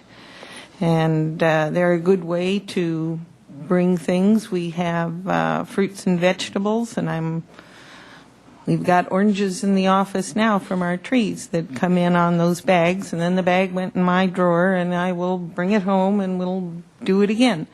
So I would counter the argument about being single use. Another study, apparently one of our trash trucks was emptied out and everything sifted through, and the statistics were that 2% of the trash was plastic bags. I was thinking about that and said, how many 33-gallon trash bags would make the single use? Because when they say plastic bags, we get our newspaper in a plastic bag. We have our little white kitchen bags, which my husband thinks I'm silly, but I throw it into the other bag and bring it back in until it's so poked full of holes it's not usable anymore. But I think when you need to be careful when you're looking at statistics, especially when they're trying to support a certain agenda. And then it just piqued my interest when saying that we needed this study to know how to couch or frame a survey.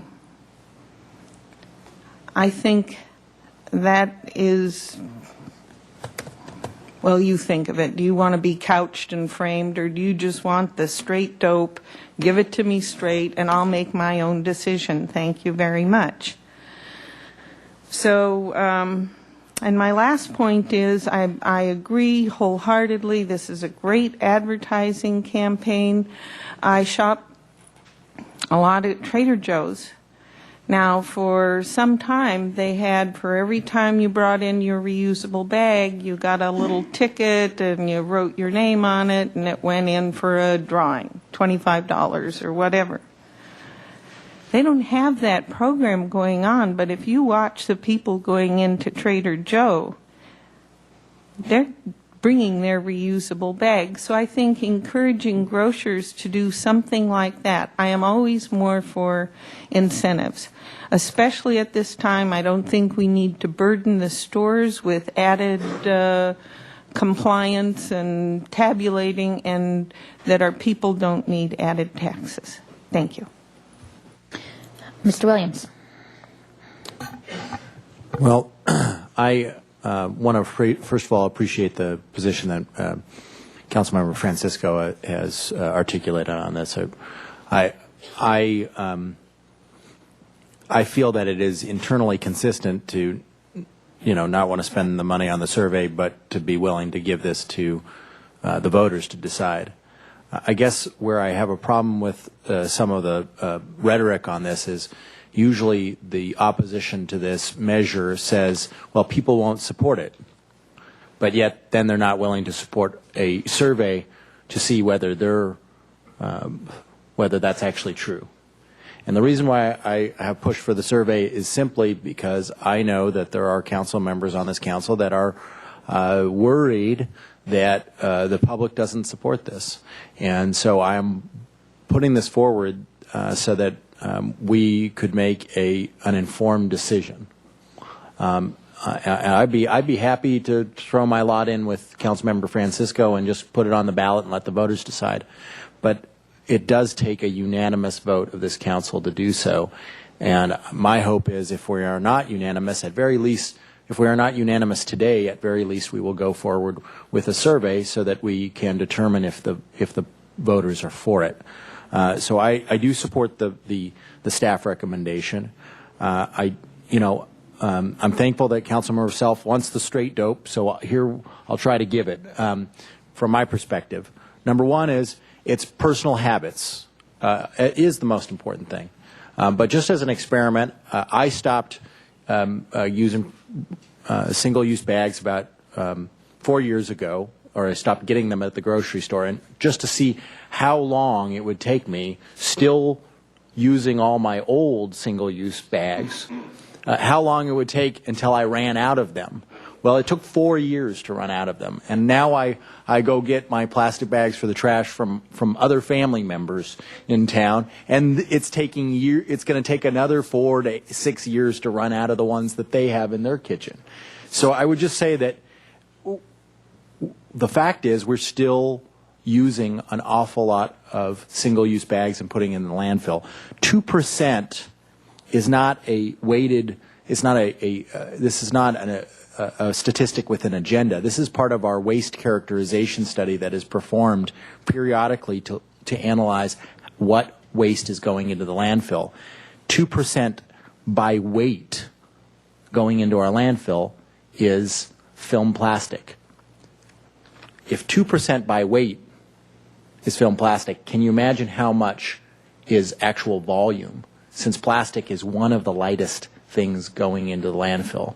And in the long run, we are limited in landfill space by space, not weight. And one of the reasons why I think we need to look at this and pursue this is simply to save the costs that would be incurred of opening a new landfill. We have limited capacity. We are running out of capacity in Tehigas. I think it's naive to think that a voluntary effort will succeed. I think intuitively we know that we could boost this up. I think Tri-Counties has done a great job, but it's not going to get the job done. It's going to make progress, but not get the job done. I also think that we need to look at the fact that revenue is, at this point, needs to be part of the budget strategy. We balanced an $11 million shortfall last year, a $9 million, and we have to look forward to a $9 million shortfall this year. To do that all in cuts will mean debilitating cuts to our parks and our public safety and our recreation programs, which I would argue are part of our public safety because it keeps kids out of gangs. $3.5 million out of a $9 million budget deficit would be a significant progress to be able to balance our budget without destroying basic services, including our public safety services. Lastly, to Mr. Dixon's point of that this should be happening in more than just Santa Barbara. I agree with that. And I think that any good measure would have an automatic trigger point where it ceases to exist as soon as there is a statewide measure. As a matter of fact, I was approached by somebody I thought would be against this, would be the Grocers Association for the state. I was like, oh boy, I'm going to get beat up today. And they said, you know what, actually we think you should go through with this because we want one city to do the right kind of measure that will actually be effective and actually work, so it will be a model for the rest of the state. And I was really surprised by that. And so I think that it is exactly to accomplish that for the whole state. That's the reason why we should be going forward. My hope is that we would put this on the ballot, but at very least, if folks are worried about putting this on the ballot, that we would go forward with the survey to determine whether or not the people of Santa Barbara are for it or against it. Mr. Hotchkiss? Thank you, Madam Mayor. Mr. Wiley, you mentioned unanimous. I'm not clear on what has to be unanimous. Councilmember Hotchkiss, under Prop 218, they used in this context, the context of placing a tax measure before the local electorate in a non-regular election. They used the term fiscal emergency, essentially, but it doesn't really explain a whole lot about that. It says that the council shall have, in this case, the city council shall have declared that there is a fiscal emergency need to place something on the ballot. Doesn't define it beyond that. And in fact, in 2008, when we placed the UUT measure on the ballot, we did feel that because of some developments in federal law jeopardizing our utility users tax on telecommunications, there was a fiscal emergency, and all 7 council members voted to place that on the ballot. It would take that sort of thing to place this on the ballot in November of 2010. Right, okay. Well, don't think that's going to happen. But I understand the reasoning of, let's put it out there and see what the public thinks, but I want to be on the record right from the get-go that I'm against the tax of any sort, and that's where this is the first step leading. That's what it's leading to. So that's my explanation. So the person, whoever said who could be opposed to that, I'm the guy. The other thing is I think Mr. Dixon has the right view. Education, influence, personal friends, et cetera, it's the way to go. I really don't like to dictate people's actions. And I don't think that some of the descriptions of plastic were actually accurate, but we can determine that at another time. So the final thing is, although it's symbolic, here we're asking our staff and everybody else to take cuts and be as conservative as possible. And whereas $23,000 isn't a lot of money insofar as a state or a city budget is concerned, it's a lot to some of us as individuals. And I'd like to be on record as saying we should conserve there also and not kill this, but push it down the road a little bit, 6 months, whenever. We just had a report from Kathy Janega Dykes that I guess our TOT has gone up or started to come back a little bit. Let's see in 6 months if we have more discretionary funds and can afford something like this, but right now, let's not. Thank you. Mr. White? Thank you, Madam Mayor.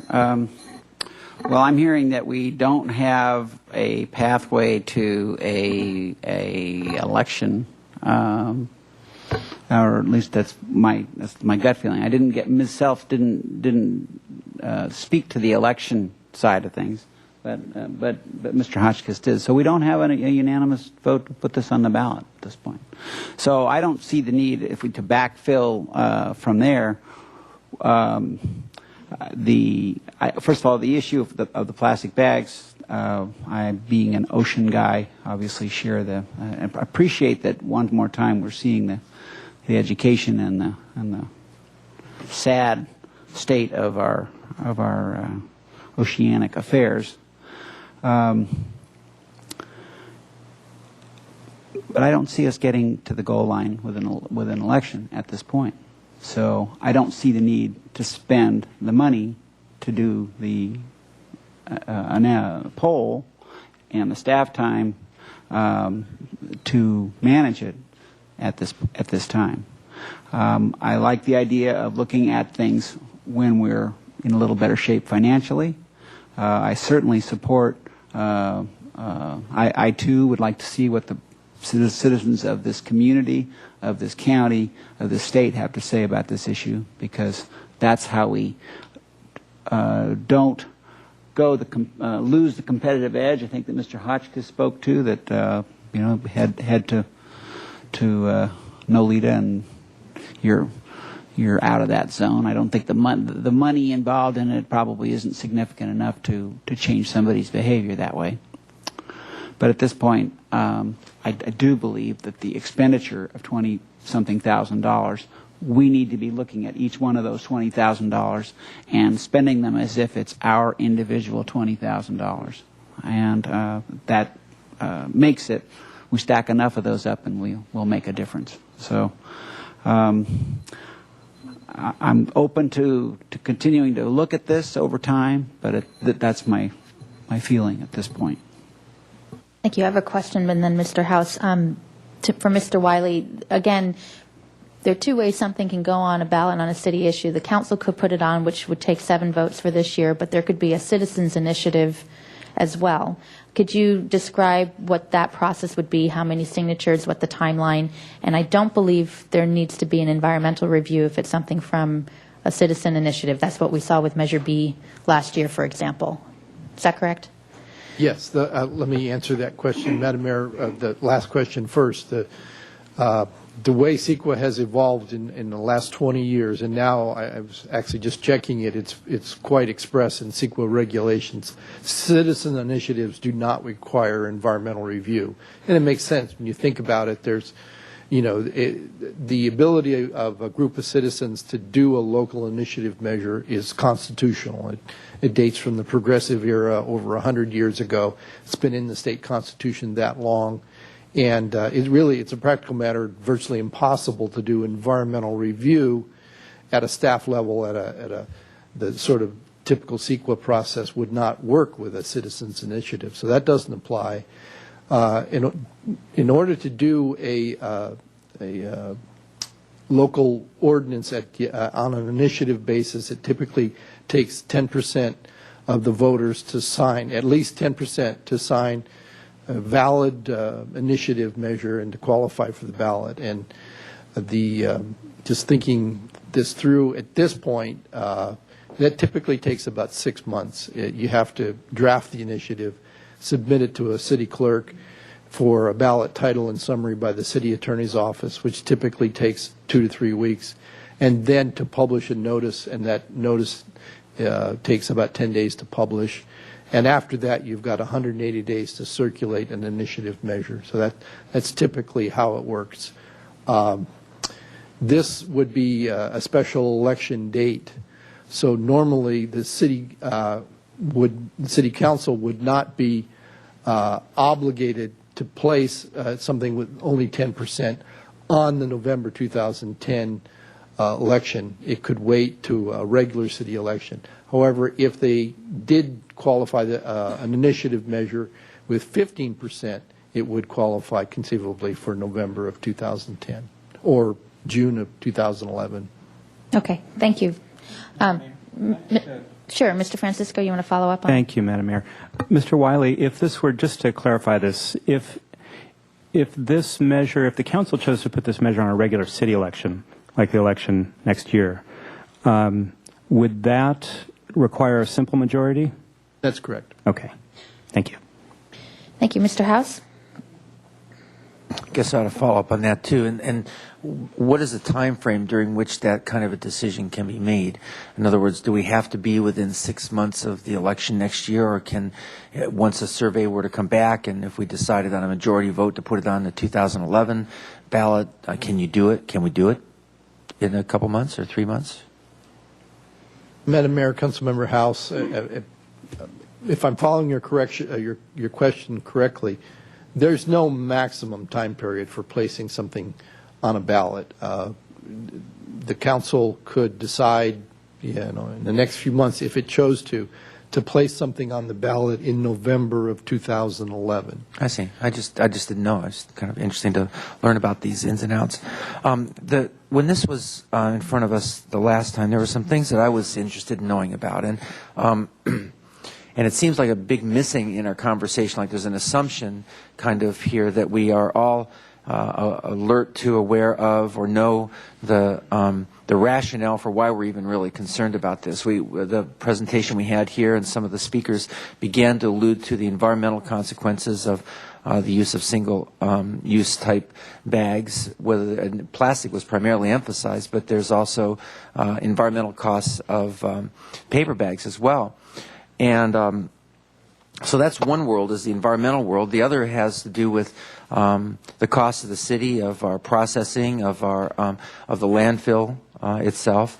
I don't know the volume metric here, whether that's the key piece for the city. Certainly, there are costs associated with our processing these bags, and the fact that they don't degrade, and the fact that people put biodegradable substances in them and seal them up really tight. There must be some lack of compostability there, and there's a whole bunch of factors that we really haven't discussed today. In other words, a great case has not been made in our conversation so far for why this is imminent and important for us to do.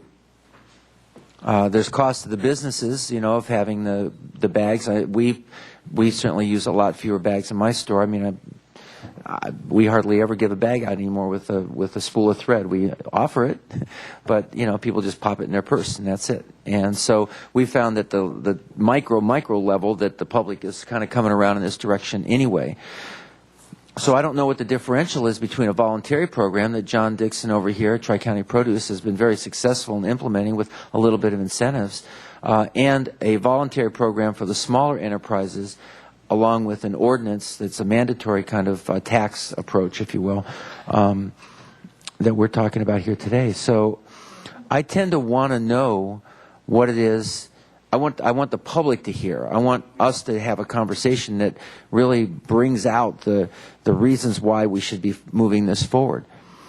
I'm a little concerned that the study would be a marketing tool as opposed to, say, a piece of research that would show us what the public has an interest in doing.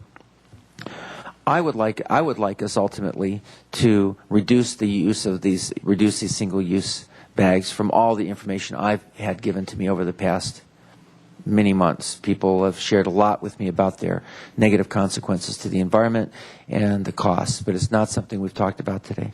Mr. McIntosh, can you help us at all illuminate some of or Chrissy, anything that we have that you can offer us right now that would, from a city operational perspective, or, these taxes certainly would seem like a cost recovery kind of an approach, right? We've got some costs associated, and there should be some nexus between what we generate in taxes and what we pay already, to balance those out. Can you give us any information that would help us in making this decision right now?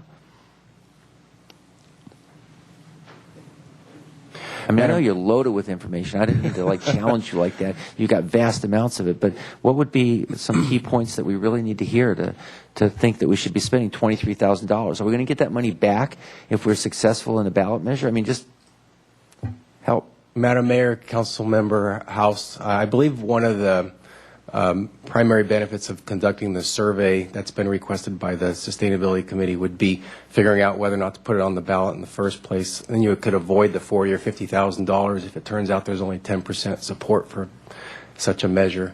But on the other issue that you're talking about, as far as the environmental impacts and looking at the entire picture of what a plastic bag does in the environment, well, what we've relied on is San Francisco Environment's analysis of single-use plastic bags, and they say from the point of consumption to getting it in the trash container or the recycling bin, and then all the expense or effort made by trash trucks getting it to the different processing centers or disposal facilities or whatever, And then efforts that are made by communities to deal with it as litter in the creeks or out in the ocean or on the beaches, and so on and so forth. Everything that's associated with a plastic bag at the end of its life till the point where it's dealt with properly is about 17 cents per bag. So shy of doing our own exhaustive analysis or environmental impacts of plastic bags, we're relying on San Francisco Environment's number of 17 cents per bag currently. The little filmy plastic bag, when they say paper or plastic, or the is it the plastic bag or the paper bag? They're about the same, or? I'm not sure I understand your question. Are they 17 cents for that little filmy plastic bag that I get my bananas in when I forget and leave my 14 bags I have in my car in the car? So when I go out embarrassedly with my bag of bananas in this plastic thing, that thing will cost about 17 cents during its life cycle. That is my understanding of San Francisco's analysis. It's on plastic bags. What they banned in the city of San Francisco is plastic bags. So you can get a biodegradable alternative type of bag in San Francisco, or you can get a paper bag still. I'm going to say this to my colleagues here. I feel like what I really want to have happen as we make this decision to either move forward with a survey or just put it on a ballot is a real strong case made for the physical side of it, the cost to the city, the cost to the environment, and the kind of stuff that I keep being given. Now, I can vote for this today, but I might be in a minority. But I just think it would be so much stronger if we, if from a sustainability perspective, but also a fiscal perspective, we really had a case made. I mean, if we're going to spend $23,000, I want to know what the return on the investment is going to be. And I'm sure maybe, Mr. Samario, maybe you guys are prepared to answer those questions today. I think you would expect that they would come up. What's the case for this? Not just, we're sort of an environmentally oriented council, but let's not count on it. What's the reason for? Madam Mayor, Councilmember House, one of the challenges, I'll have Stephen talk a little bit about it, is, we can rely on data that's been collected in other areas, but there are some limitations on our ability to ask stores for data about plastic bag use. And Stephen, can you talk a little bit about that? Madam Mayor, Councilmember House, that's correct. There's the law, AB 2449, that was passed a few years ago, requiring stores to provide recycling infrastructure and signage, making sure that customers have an opportunity and a place to recycle their bags. In that very law, they said it was now prohibited by local jurisdictions to actually request bag information from stores. So I think while the state can collect this information, we're not actually allowed to anymore by AB 2449 regulations to get that information. What we have is from Tri-County Produce, from John Dixon, who's a part of our program. That's not to say we couldn't start asking other stores to voluntarily give that information, but I don't know if we want to go there. On the statistics side of things, I wanted to also clear up one thing. The 2% number is for our franchise disposal. That's about 1,000 tons of plastic bags. Plastic film includes shrink wrap and all sorts of other types of plastic. That's more along the lines of 4 or 5% of our waste stream. So 1,000 tons of plastic bags is a lot of plastic, and a lot of it may be the white 32-gallon liners for your kitchen garbage can or other types of plastic, like in the newspaper is what they're delivered in. But it's a significant amount of plastic bags that are being disposed of. Well, I'll just finish with this. I mean, I'd rather continue this to a point where we really had a full tilt presentation of the rationale and the reason why we should go forward this. I get a sense that there's a cost in the world.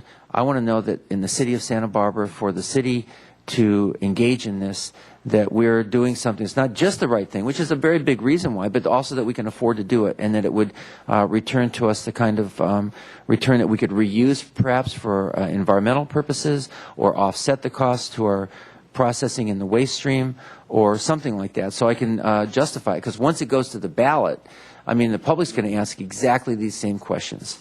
There's going to be a certain portion that is going to feel like this is the right thing to do environmentally, and there's going to be another bunch that want to, on a rational basis, have a kind of a quid pro quo for the effort that we're going through. So I want to have that in front of me before we make a big decision. Thank you, Ms. Self. Thank you, Madam Mayor. Mr. Wiley, would the fact that this law to put it on the ballot in November says for a fiscal emergency, and that our city administrator, Mr. Armstrong, is doing a really wonderful job of helping us tie all the loose ends together, could it face legal challenge that it's not really a fiscal emergency for us? Councilmember Self, certainly it could, yes. But I have to say that sort of thing, that sort of determination is a legislative determination, and it would be a pretty uphill battle for someone to convince a judge that it was legally appropriate for the judge to overturn that. Mm-hmm. It's not like what's called quasi-judicial determination or even land use, like a CEQA decision. A legislative determination like that is presumptively valid and really can only be typically overturned legally by a judge if it's arbitrary and capricious. And when you think about it, what's going on in municipal finance right now, if there ever was a time when a determination of fiscal emergency had a certain rationale for it, it would be right now. So.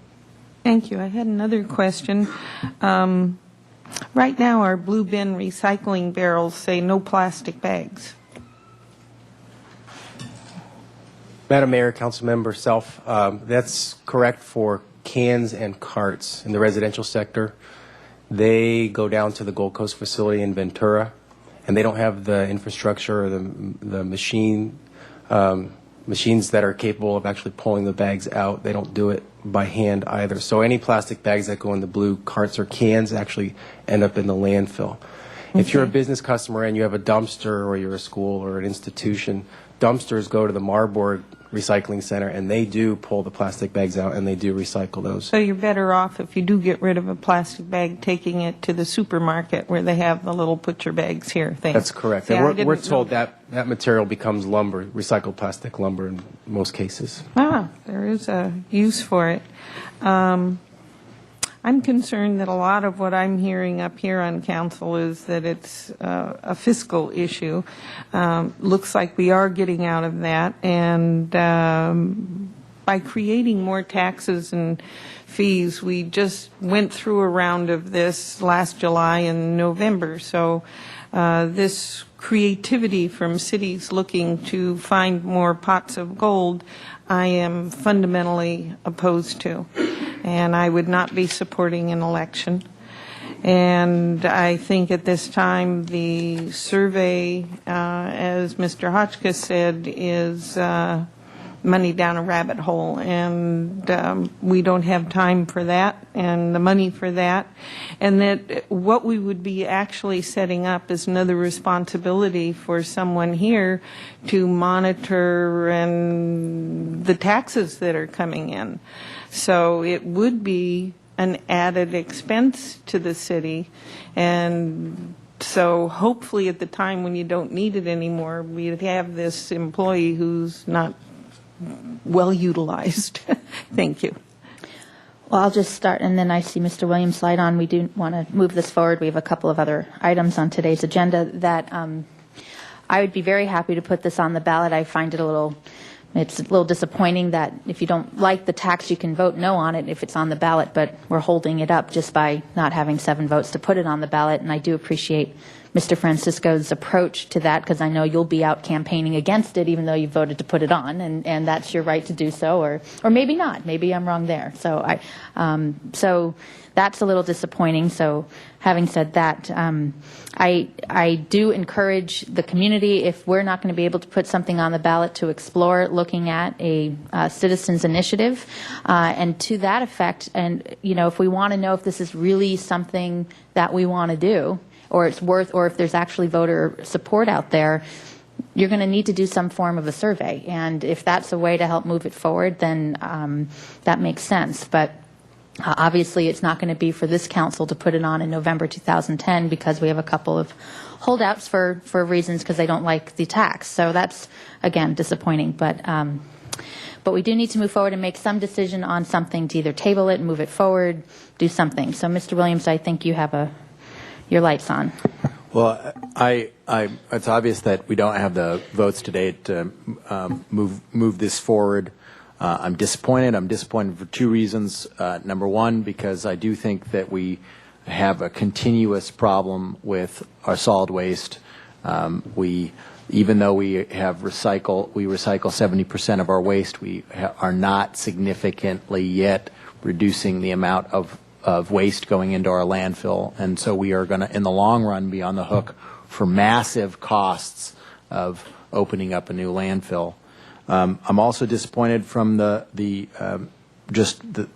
fact that there is going to be some terrible things that we are going to have to do this year to balance the city budget. There's almost no way around that. And we are going to face some really tough decisions in the next couple months as to what terrible things we do. And, something that people can choose to pay or not and can bring a little thing along with them to avoid a fee is about the least bad thing that we are going to be asked to do in the next couple months to solve the budget crisis. And so I'm disappointed on those two fronts. I heard from at least two of the council members the idea that maybe we should look at this a little bit later, and I appreciate that. I really appreciate that sentiment, and that you're just not going to kill it today, but that we could actually look at this soon. I would suggest that maybe the way to approach this is to look at this once the further budget information comes out in our budget analysis in June. And so, therefore, to look at this survey in June instead of it dying today. And obviously, probably what we would have to do is instead, if there are solid holdouts, we'd have to look at putting this on the ballot in, unfortunately, November 2011. Because I think realistically there's not going to be unanimous consent on this, in which case we should examine what would happen if we put it on the ballot with a majority vote, which would bring it to the next municipal election. Of course, that would have the advantage of not costing us anything more. So that does have one advantage. So my suggestion would be to table this till June. Is that a motion? That would be a motion. I'll second that, Madam Mayor. And I want to say that when it does come back, I would really expect the kind of information I was talking about. I would have supported us to move forward with the study today. On the other hand, I just think the public and all of us really need to be along together and agree or disagree. We really would then have the information to really weigh this. And I think after we get some more of the budget information in, that'll help us a little bit. And I think we probably are looking at 2011, but there's some cost savings and benefit there too.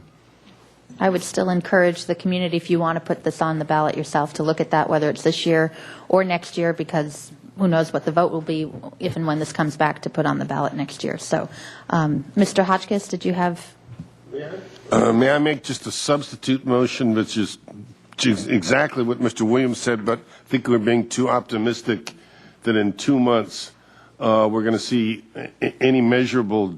You're allowed to. What is the substitute motion? The motion is. The answer is yes, you can make one. What is it? Mr. Williams said, except make the timeline September when we bring this to table it until September. There's a second for the substitute motion. Okay. So again, what's happening under Robert's rules? You can do a substitute motion that overrides the current motion. So it's to table it to September is the current motion, and it's been seconded. Any discussion on the substitute motion, Mr. Williams? Well, I guess I would argue against the substitute motion. We'll know what our next fiscal year's budget information soon enough. I know under Robert's rules we have to talk about the substitute motion first. I would just offer that I would withdraw my motion if we cut the difference and put it in 4 months' time, because at least that gives us some opportunity to move forward. You're testing my Robert's rules. So, Mr. Hotchkiss, would you be willing to amend your substitute motion in order for the original motion to be withdrawn? So what date are we looking at, Hal? 4 months would be July? Would be July. Okay. Okay, so now the substitute motion is July. Is there the seconder? Are you willing to second that substitute motion? You Yes. seconded that, yes? Mr. White? Okay. Any other discussion on that motion? Mr. Francisco? You're testing me. That's good. It's good. It's all good. Thank you, Madam Mayor. Really, all I wanted to point out is I want to echo Mr. House's statement. I think we could use a lot more information on this before moving forward with it. And, you know, for instance, just to give an example, Mr. Williams talked about the problem of using up landfill space, which obviously is a problem. Landfill space is a valuable commodity. So how much is the plastic by itself impacting Tehiwis? That's something that we should know. And also, I think you need to take into account the fact that there are some avoidable plastic bags. I avoid as many as I can myself, but there are also uses of plastic that are not going to go away. There are a lot of, well, meat packaging, for instance, for public health reasons is not going away. So when you look at the problem, you have to look at the fact that there are some plastic uses that can be avoided, others that can't. So, Thank you. Ms. Self? Oops. Okay, that's fine. Okay, we have a motion on the table to table this for further discussion back in July. Is that correct? All in favor? Aye. Any opposed? Okay, that carries. Thank you very much all for being here. We continue the process. We have some interpreters down in the basement. I'm going to take a break so they can have a break and be back in short break, about 10 minutes or so. Thank you.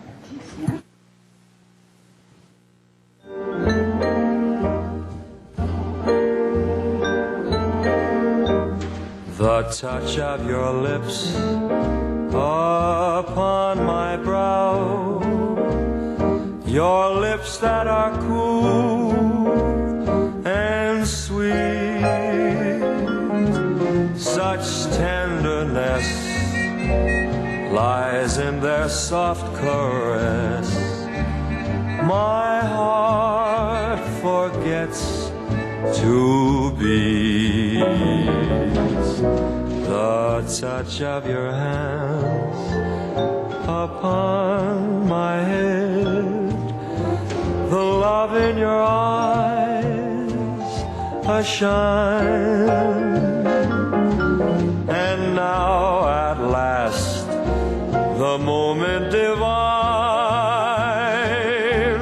the touch of your lips to mine, the touch of your lips that are cool, cool and sweet, such tenderness lies in their soft caress. My heart forgets to beat. The touch of your hands upon my head, the love in your eyes, a shine. And now at last, the moment divine, the touch of your lips, the touch of your lips, the touch of your lips on mine.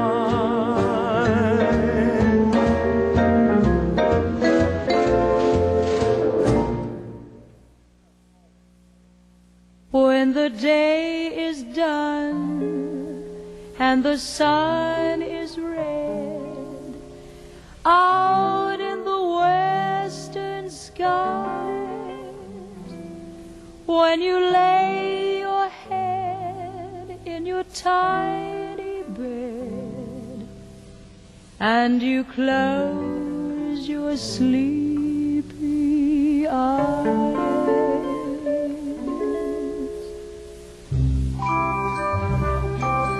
hear my lullaby in rhythm, dream your dreams and wander with them. Evening dreams will come and take you through the night. to my lullaby in rhythm. All the breezes sigh in rhythm. Rest my love, let nothing wake you till the light. Stars dance while the shadows creep. The moon man's gonna swing you up high, swing you to sleep. Hear my lullaby in rhythm. Dream your dreams and wander with them. Sandman's gonna come and make you sleep. Good night.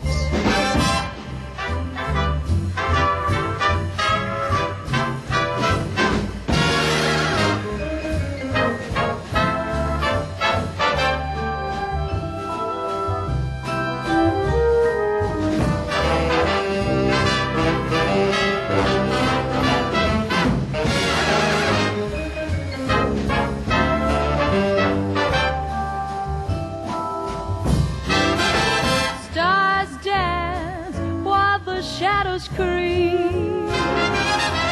The moon man's gonna swing you up high, swing you to sleep. Hear my lullaby in rhythm. Dream your dreams and wander with them. Sandman's gonna come and make you sleep. Good night.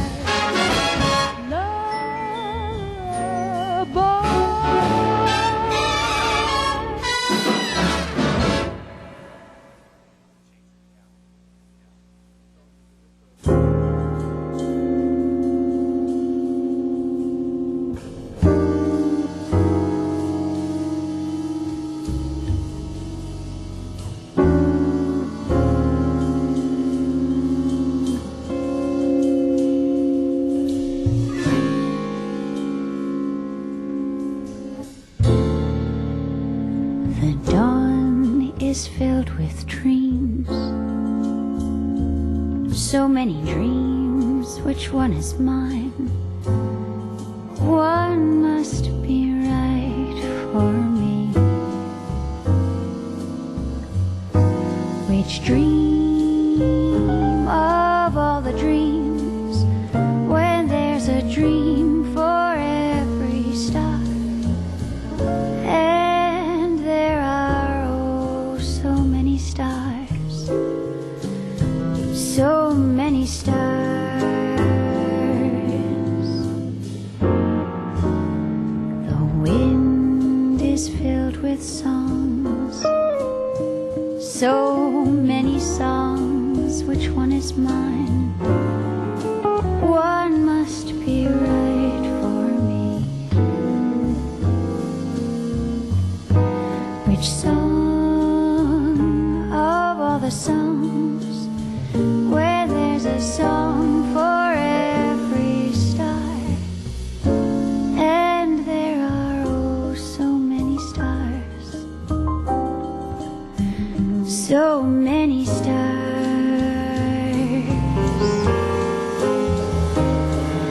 Along the countless days, the endless nights that I have searched, so many eyes, so many hearts, so many smiles. Which one to choose? Which way to go?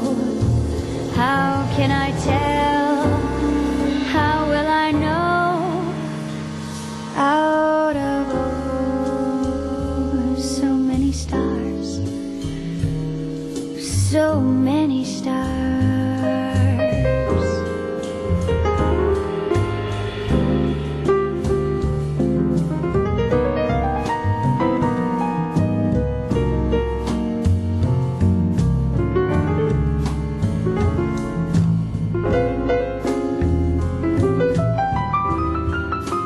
So many smiles. Which one to choose? Which way to go? How can I tell? How will I know? Out of oh, so many stars,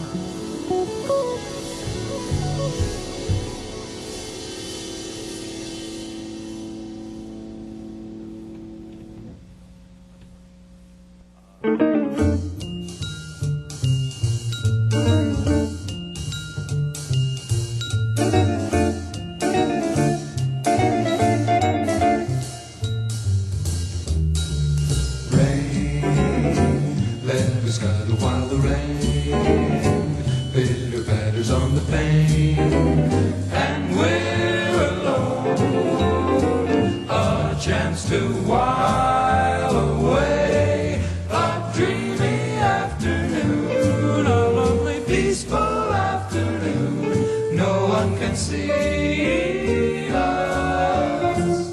Rain, it's so cozy in the rain. There's no reason to complain if she's with you, to hold her hand and plan. It's 10 to 1, you kiss her in the rain, rain, rain.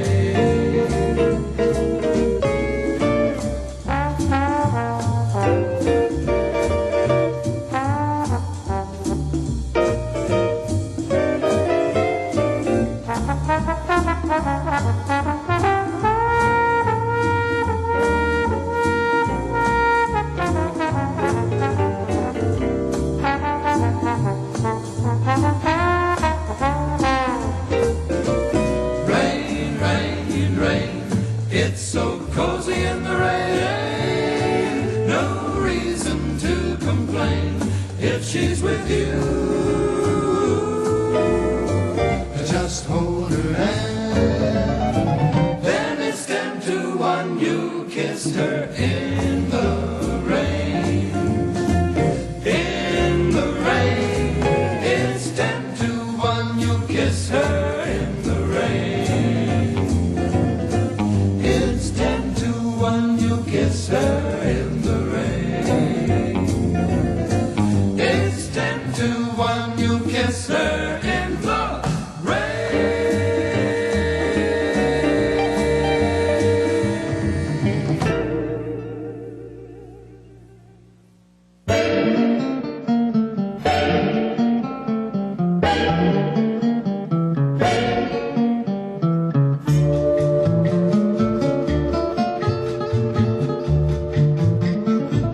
When marimba rhythms start to play, dance with me, make me sway.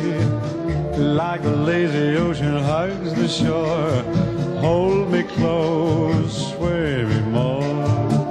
Like a flower bending in the breeze, bend with me, sway with ease. When we dance you have a way with me, stay with me, sway with me. Other dancers may be on the floor, dear, but my eyes will see only you. Only you have the magic technique. When we sway I grow weak. I can hear the sound of violins long before it begins. Make me thrill as only you know how. Sway me smooth, sway me now.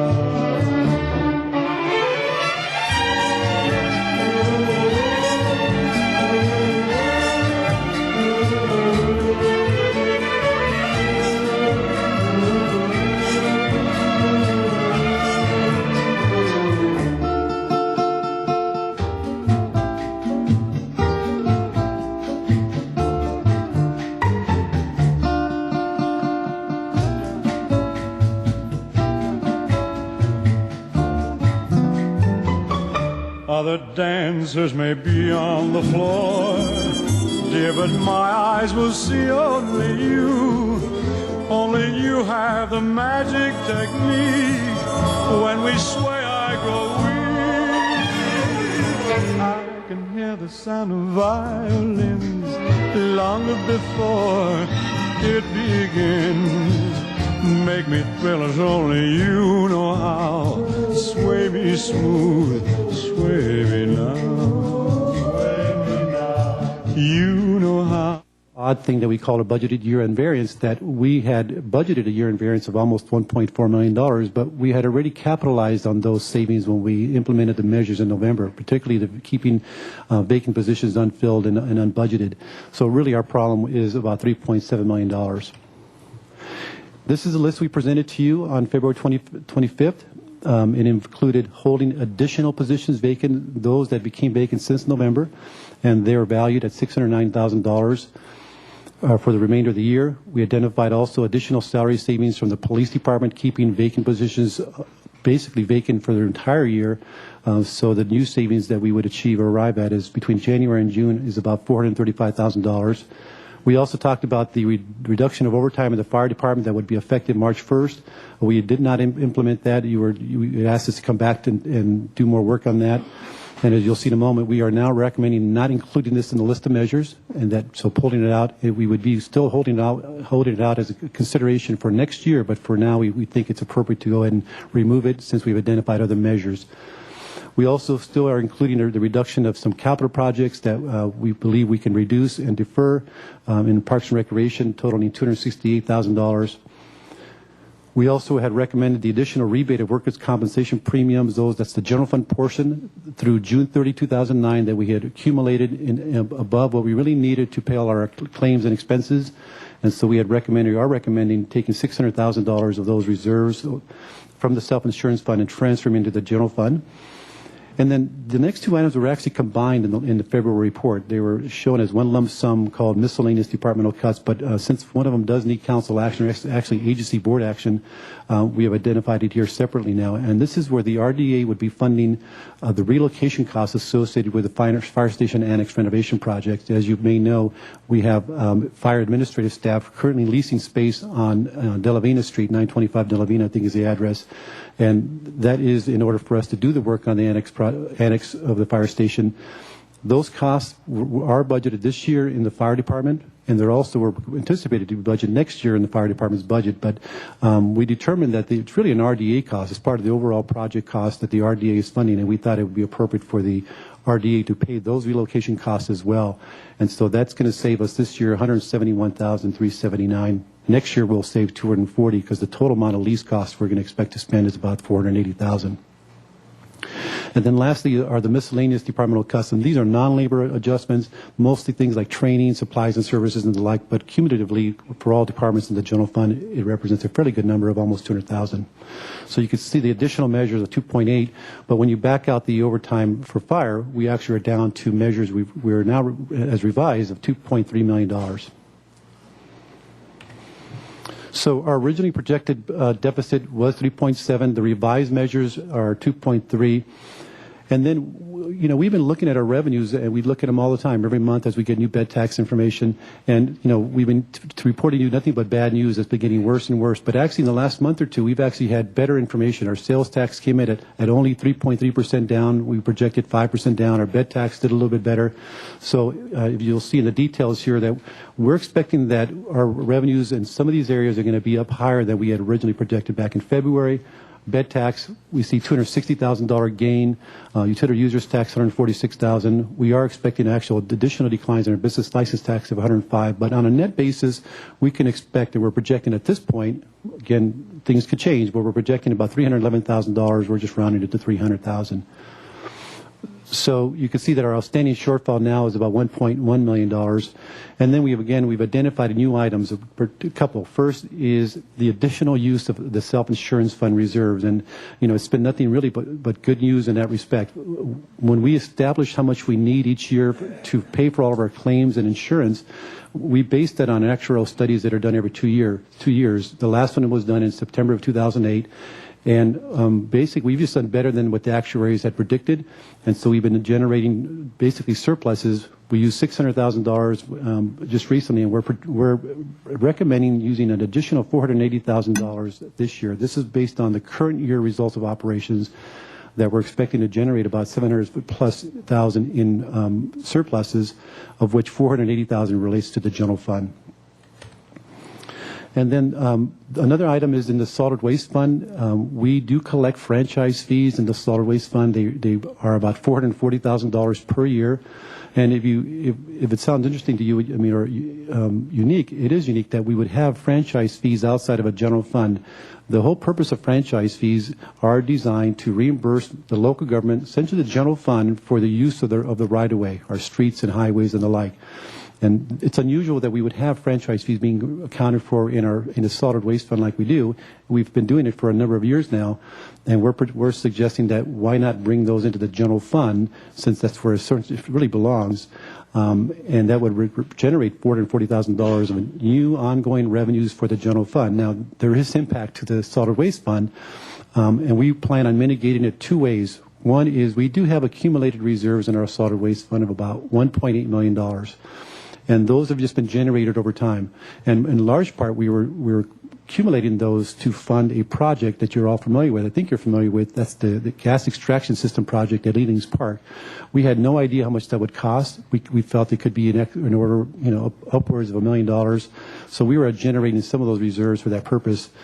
It turns out that project's going to be about $800,000, so it still leaves us with over $1 million, or about $1 million in reserves, and we expect to be able to use those over the next couple of years to mitigate the impact of this lost revenue. We also... And just to be clear on the gas extraction system at Ealings Park is the old city landfill, and so this was to mitigate basically the impacts of the old landfill. That's correct. Thank you.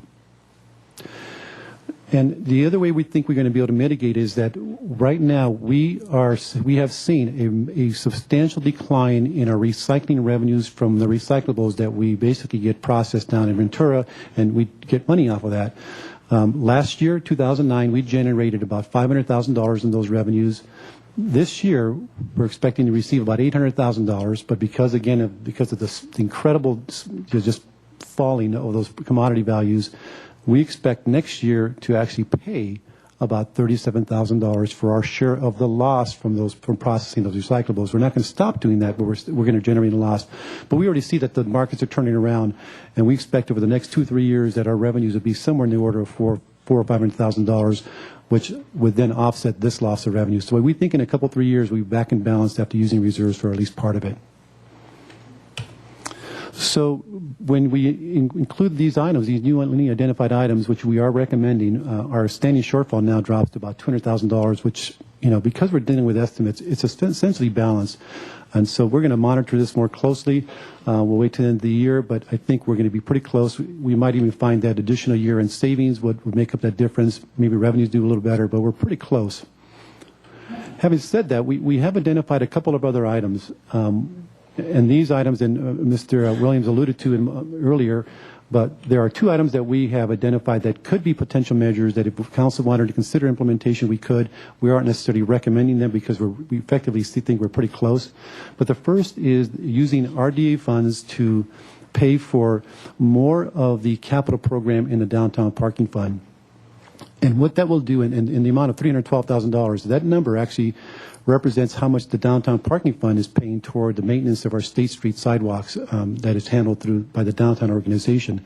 So if the RDA were to pay for the $312,000 worth of capital, then the downtown parking fund can then use those savings to pay for the remaining portion of the maintenance contract, which is currently being paid out of the general fund. So this is kind of a way to use RDA to help free up, generate savings indirectly into the general fund by an equal amount.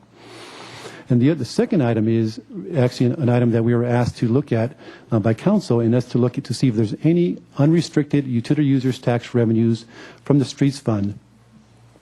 Now, I want to just point out that our streets fund is funded, and I think Mr. Kelly kind of talked about this earlier, Pat Kelly. It's from gas tax revenues, Measure A revenues, half of our utility users tax revenues, and then Prop 42 and some other revenues. But those revenues are also suffering, and in fact, this year they're projecting to be short in revenues by about $1.8 million. And how they're going to mitigate in that program that loss of revenues is cutting back on operational costs, but really they're left with having to come up with about $1 million in savings that it's going to have to come from capital. So I guess it is possible theoretically for us to say, well, once we sort of offset that $1 million shortfall in revenues through reductions in capital, we can do more of that and generate more savings that we could then use to bring back to the general fund. We've identified a number of $150,000, not a lot of money. We'd be, I think that's even a pretty high number. But until we do more analysis, which we will do, particularly for next year, we're not sure what the number really is, and we're not really recommending that measure, at least for this year. So here are staff recommendations. One is to transfer $480,000 of surplus revenues from the self-insurance fund to the general fund. The council approved a $440,000 transfer. This will be an ongoing revenue of solid waste franchise fees to the general fund. And then lastly, the agency board allocate $480,000 from the RDA contingency account to the fire station annex project for relocation costs. And just before I close, I do want to point out, as Mr. Williams indicated, the Finance Committee reviewed the same report earlier today, and what they recommended is that we agendize with the Downtown Parking Committee consideration of the option to have the RDA fund the capital program. And it's important to keep in mind that the option has no impact to the Downtown Parking Fund because it's expenditure neutral. We're funding them part of their capital program that they can then use to pay for the remaining portion of the maintenance contract. And the committee also recommended that we have staff examine repayment options of solid waste franchise fees as a general fund. And the idea here was that since over the last number of years, and we still haven't kind of defined how many years that's been, but the solid waste fund has been receiving franchise fees that otherwise probably should have been part of the general or in the general fund. And so we were asked to at least look at how could those foregone revenues in the general fund be repaid over time by the solid waste fund and how that would look. And then we would return back to the Finance Committee with a report based on those two items. And with that, I'd be happy to answer any questions. Thank you. I first just want to express my appreciation to looking at this because the option we were looking at a month ago was a fire station brownout in Station 3, and we asked you to find other options, and you did. And that's why there are people here not for this item on the agenda in the room today. So that was huge, and I appreciate that. We do have one public comment. Are there questions first from the council? Okay, Big Spuck, do you have a question, Mr. White? Thank you, Madam Mayor. Why do we send recycling to Ventura? I mean, so and these are questions that could be answered at other times because it's not necessarily with the budget, but I don't understand why we're sending stuff to Ventura for recycling instead of when we have the Marburg facility here. Sure, Madam Mayor, Councilmember White, all of the recyclables that are collected in carts and cans, and Mr. McIntosh should refer to this, are processed by a contractor down in Ventura called Gold Coast, and they are what's called a materials recycling facility, and so they do sort all those things, and basically they keep a cut, but we get the revenues associated with the sale of those recyclables. They are a fairly good-sized facility. I don't think the Marburg facility is designed to have that kind of capacity to deal with that much volume. They deal with more of the business recyclables, and they're able to handle those, but they don't have the infrastructure yet to accommodate that kind of capacity. So we send it down to Ventura. It's working really well for us. We recently did an RFP, in fact, to see if there was a better price we can get for those processor, and they still came back as the most inexpensive. Right. Thank you. Okay. Bix Buckley, come on up. Thank you. As it pertains to the topic, I'm Bix James Buckley, and there was a police officer earlier here, and I wanted to commend him and the police department for apprehending these two transits the other day, one who had a loaded handgun in his backpack, and the apprehensions of one of the suspects who savagely beat a man on 500 block of State Street, and they got one of those people, so they're doing a great job for us. I applaud them. Madam Mayor, City Council members, what an honor and a privilege it must be to be at the helm of the flagship Santa Barbara. However, you may have experienced some anxiety as you plot her course.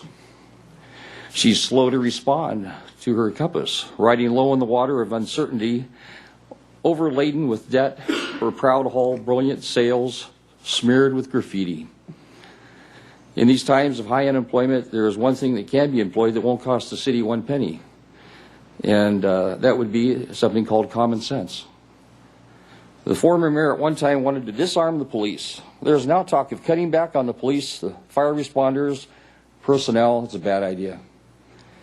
At a time when gangs are taking over our town, when citizens are avoiding downtown Santa Barbara because of the fear of assault, You add to our brothers and sisters who protect us. You don't take away from their numbers. As we enter into our next fire season, the opportunity for arsonists to burn down our town is approaching. However, the professional arsonist never has a chance in Santa Barbara to achieve success.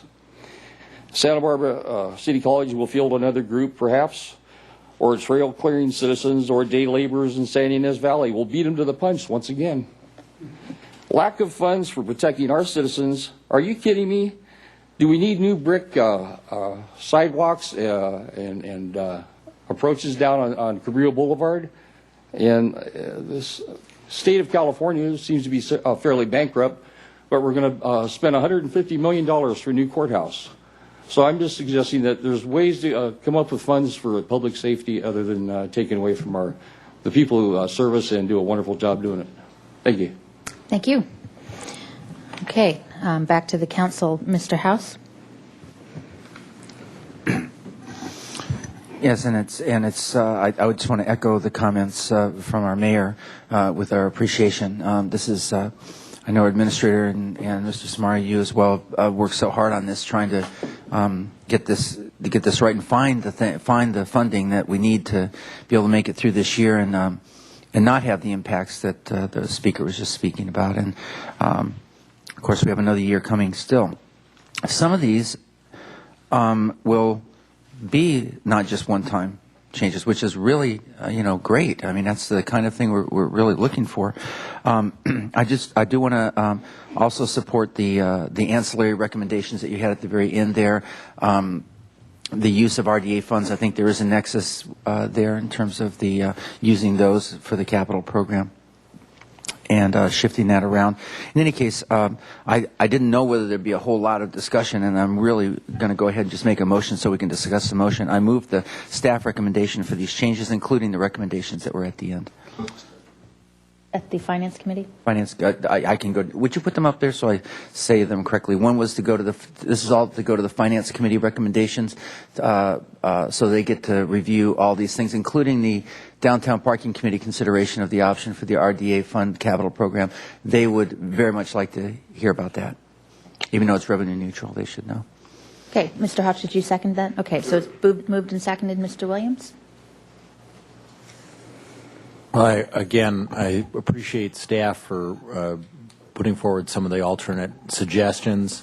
I would remind the council that without the additions that the Finance Committee put on, it would not be a completely balanced budget, though it would be awfully close. And I do think that we should move forward with this exactly to avoid public safety cuts, and that one of the things that this does is it obviates the need to do brownout and saves the Sola Street station from browning out or closing this year. But that just means for 3 months. So we need to do a lot more work to balance the $9 million shortfall we have for next year and to fix our budget. And I hope that we will try to look at many options and try to pick the least bad options, because very few of them are going to be good or great options. I think these are about as easy as they come, and it just gets tougher from here. Okay, thank you. There's a motion and second. I don't see any other lights on. So all those in favor? Aye. Okay, that passes. Thank you. Thank you. Item number 16. See, look, piece of cake with the budget, right? Right. No problem. Item number On to the next 16, update on strategies to address community issues related to homelessness in the city of Santa Barbara. Right, another easy topic, right? Come on up.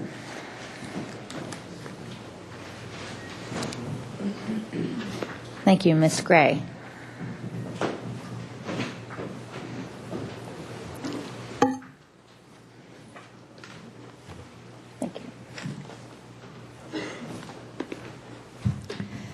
Madam Mayor, members of council, my name is Sue Gray, and I'm the Administrative Services Manager in the Community Development Department. And I'm joined here by Brian Bossi, our Housing and Redevelopment Manager, and by Lieutenant Flaling. Flagging, from the police department.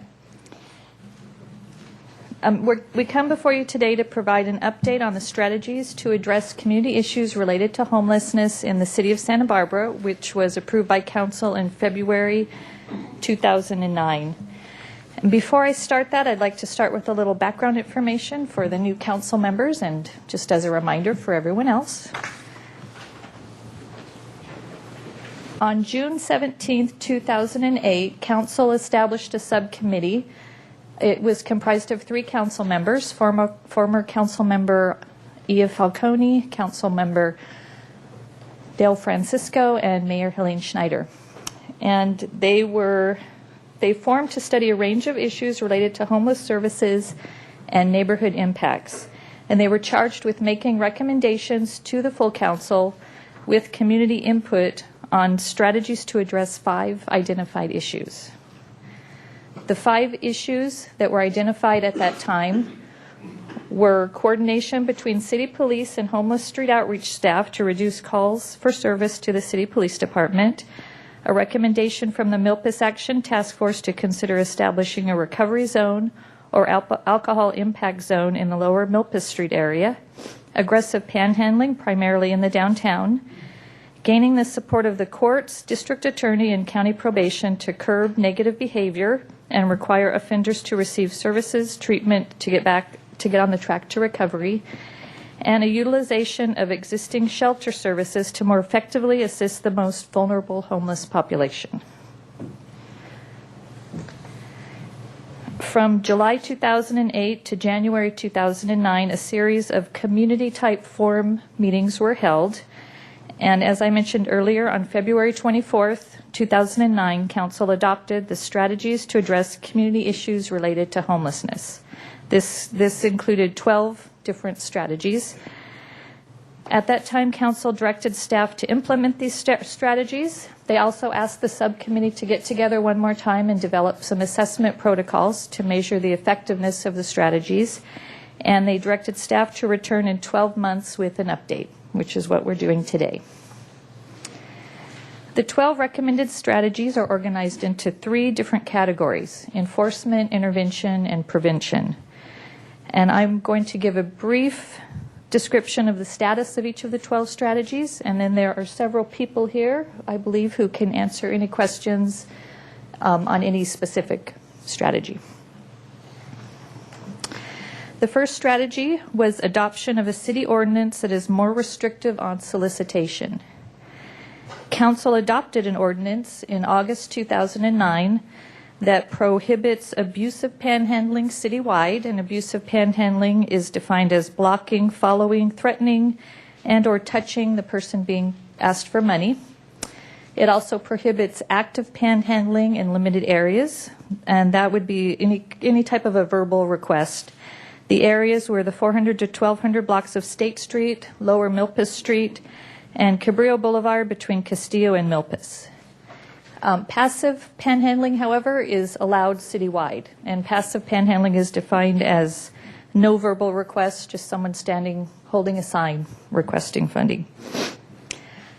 The effective date of the ordinance was December 29th, and it coincided with Council's approval of an education alternate giving panhandling campaign. Strategy number 2, continue and expand intergovernmental cooperation to curb negative behavior. This one was really, the police department was in charge of this strategy, and it was basically the police department, the city attorney's office, and the courts have coordinated to prosecute chronic offenders of an open container or other municipal code violations, such as aggressive panhandling, as misdemeanors instead of infractions. And they also prosecute offenders in certain specific areas of the city, that's the area enforcement, as misdemeanors. And those areas are the 400 to 600 blocks of State Street, the main library, Cabrillo Ballfield, 300 North to 300 South Milpas Street, Oak Park, and Pershing Park. The police department has also been coordinating with the city attorney, the district attorney, Superior Court, county jail, and defense attorneys to better utilize jail time to advance detoxification efforts. And that is where our police department has found some successes coordinating with all of those. They focus on homeless persons that have either mental illness and or substance abuse problems, and they work on building relationships with these persons. So far, they've been successful in arranging treatment for 5 individuals that accounted for 311 arrests and over 1,500 misdemeanor citations, and also a number of emergency room visits, and that's since July 2009. And 2 of those 5 were on the frequent offender list. The third strategy was to continue to utilize police department deployment strategies to meet the immediate demands of the community. The police department has routinely patrolled the downtown corridor, the main library, the waterfront, Lower Milpas, and the labor line. And also, beginning July 1st, a part-time police officer was hired to patrol State Street, and that was funded one half by the Downtown Parking Fund and half by the downtown organization. Strategy number 4, implement principles of a recovery zone for the Milpas area to the extent legally permissible. This we found difficult to implement due to constitutional limitations.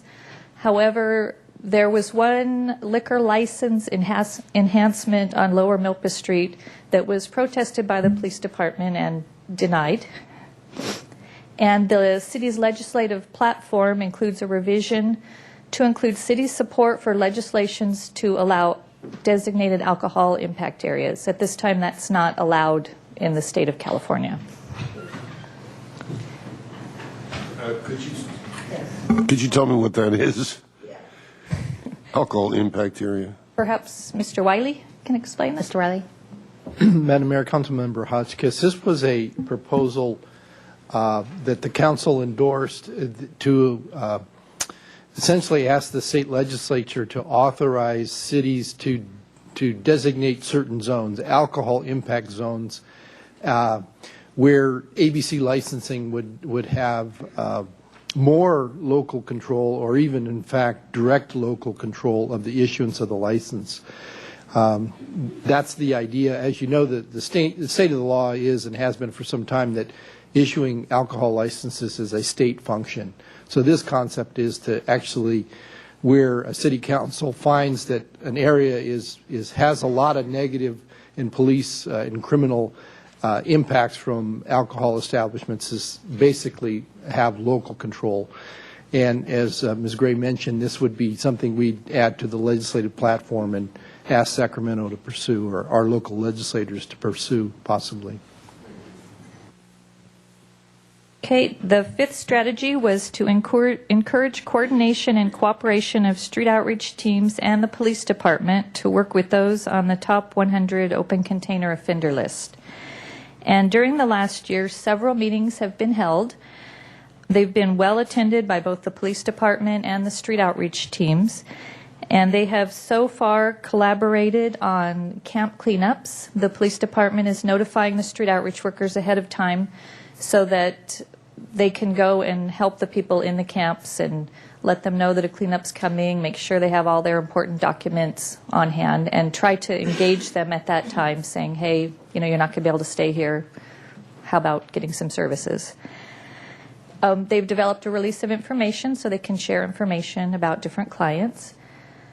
The police department gave all the street outreach workers a sticker so that they can park in red zones, or not usually red zones, that's probably incorrect, 15-minute zones, and not get a ticket, which helps them a lot because a lot of time they're responding to an emergency, a person who needs immediate help, and it's, as you know, hard to park in downtown Santa Barbara and get around quickly. They've coordinated with the jail discharge planning, which is a new position at Bringing Our Community Home, the county's 10-year plan. And they are coordinating case management, which is where the group is kind of headed now. And they've decided not to focus just on the top 100 open container list or the offender list. They've decided to focus on anyone that any of the different outreach workers or the police feel need focusing on. And they're trying to coordinate who would be the lead in those cases. The sixth strategy stated that if shelter service providers wish to amend their conditional use permit to allow for an increase in their year-round beds for vulnerable populations, city staff would work with them and their neighbors in the amendment process to assess the potential impact on the neighborhood and identify mitigation strategies. And the vulnerable populations that were identified were women with children, the elderly, youth aging out of the foster care system, persons with medical conditions, and persons on the top 100 list who are ready to get off the street and into recovery. Back in March of 2009, when the winter shelter closed, Casa Esperanza came to the Planning Commission and requested a temporary increase of 40 beds from April to June of 2009, and that was granted. And along with that, the CUP was allowed to the Casa Esperanza was allowed by the CUP to increase up to 10% with the approval of the Chief of Police, if they deemed that it was a safety issue for the person that was on the street.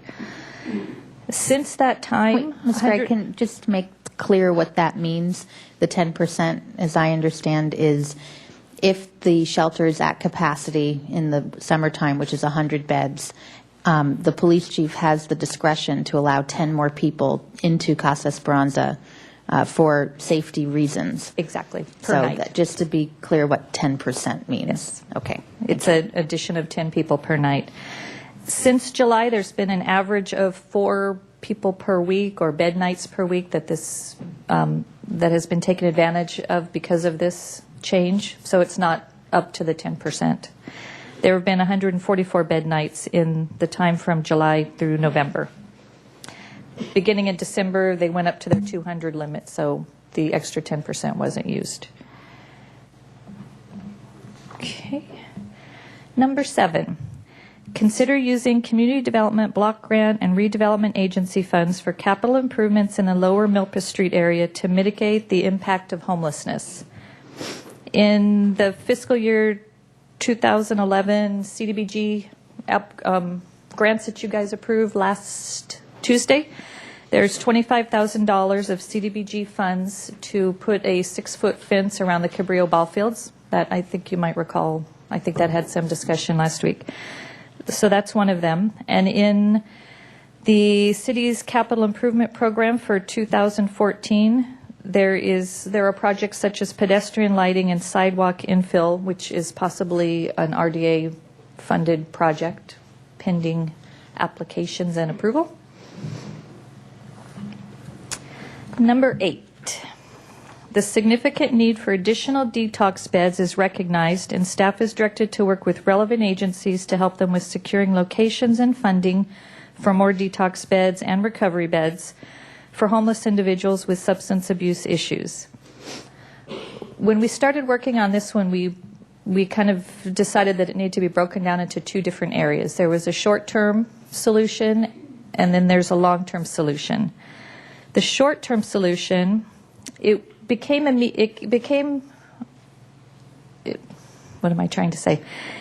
apparent to us that there was an immediate need for more detox beds on the South Coast for men. The current location, Council on Alcoholism and Drug Abuse, their detox center is at the Cacique Street Shelter, Casa Esperanza. It's on the front of the building.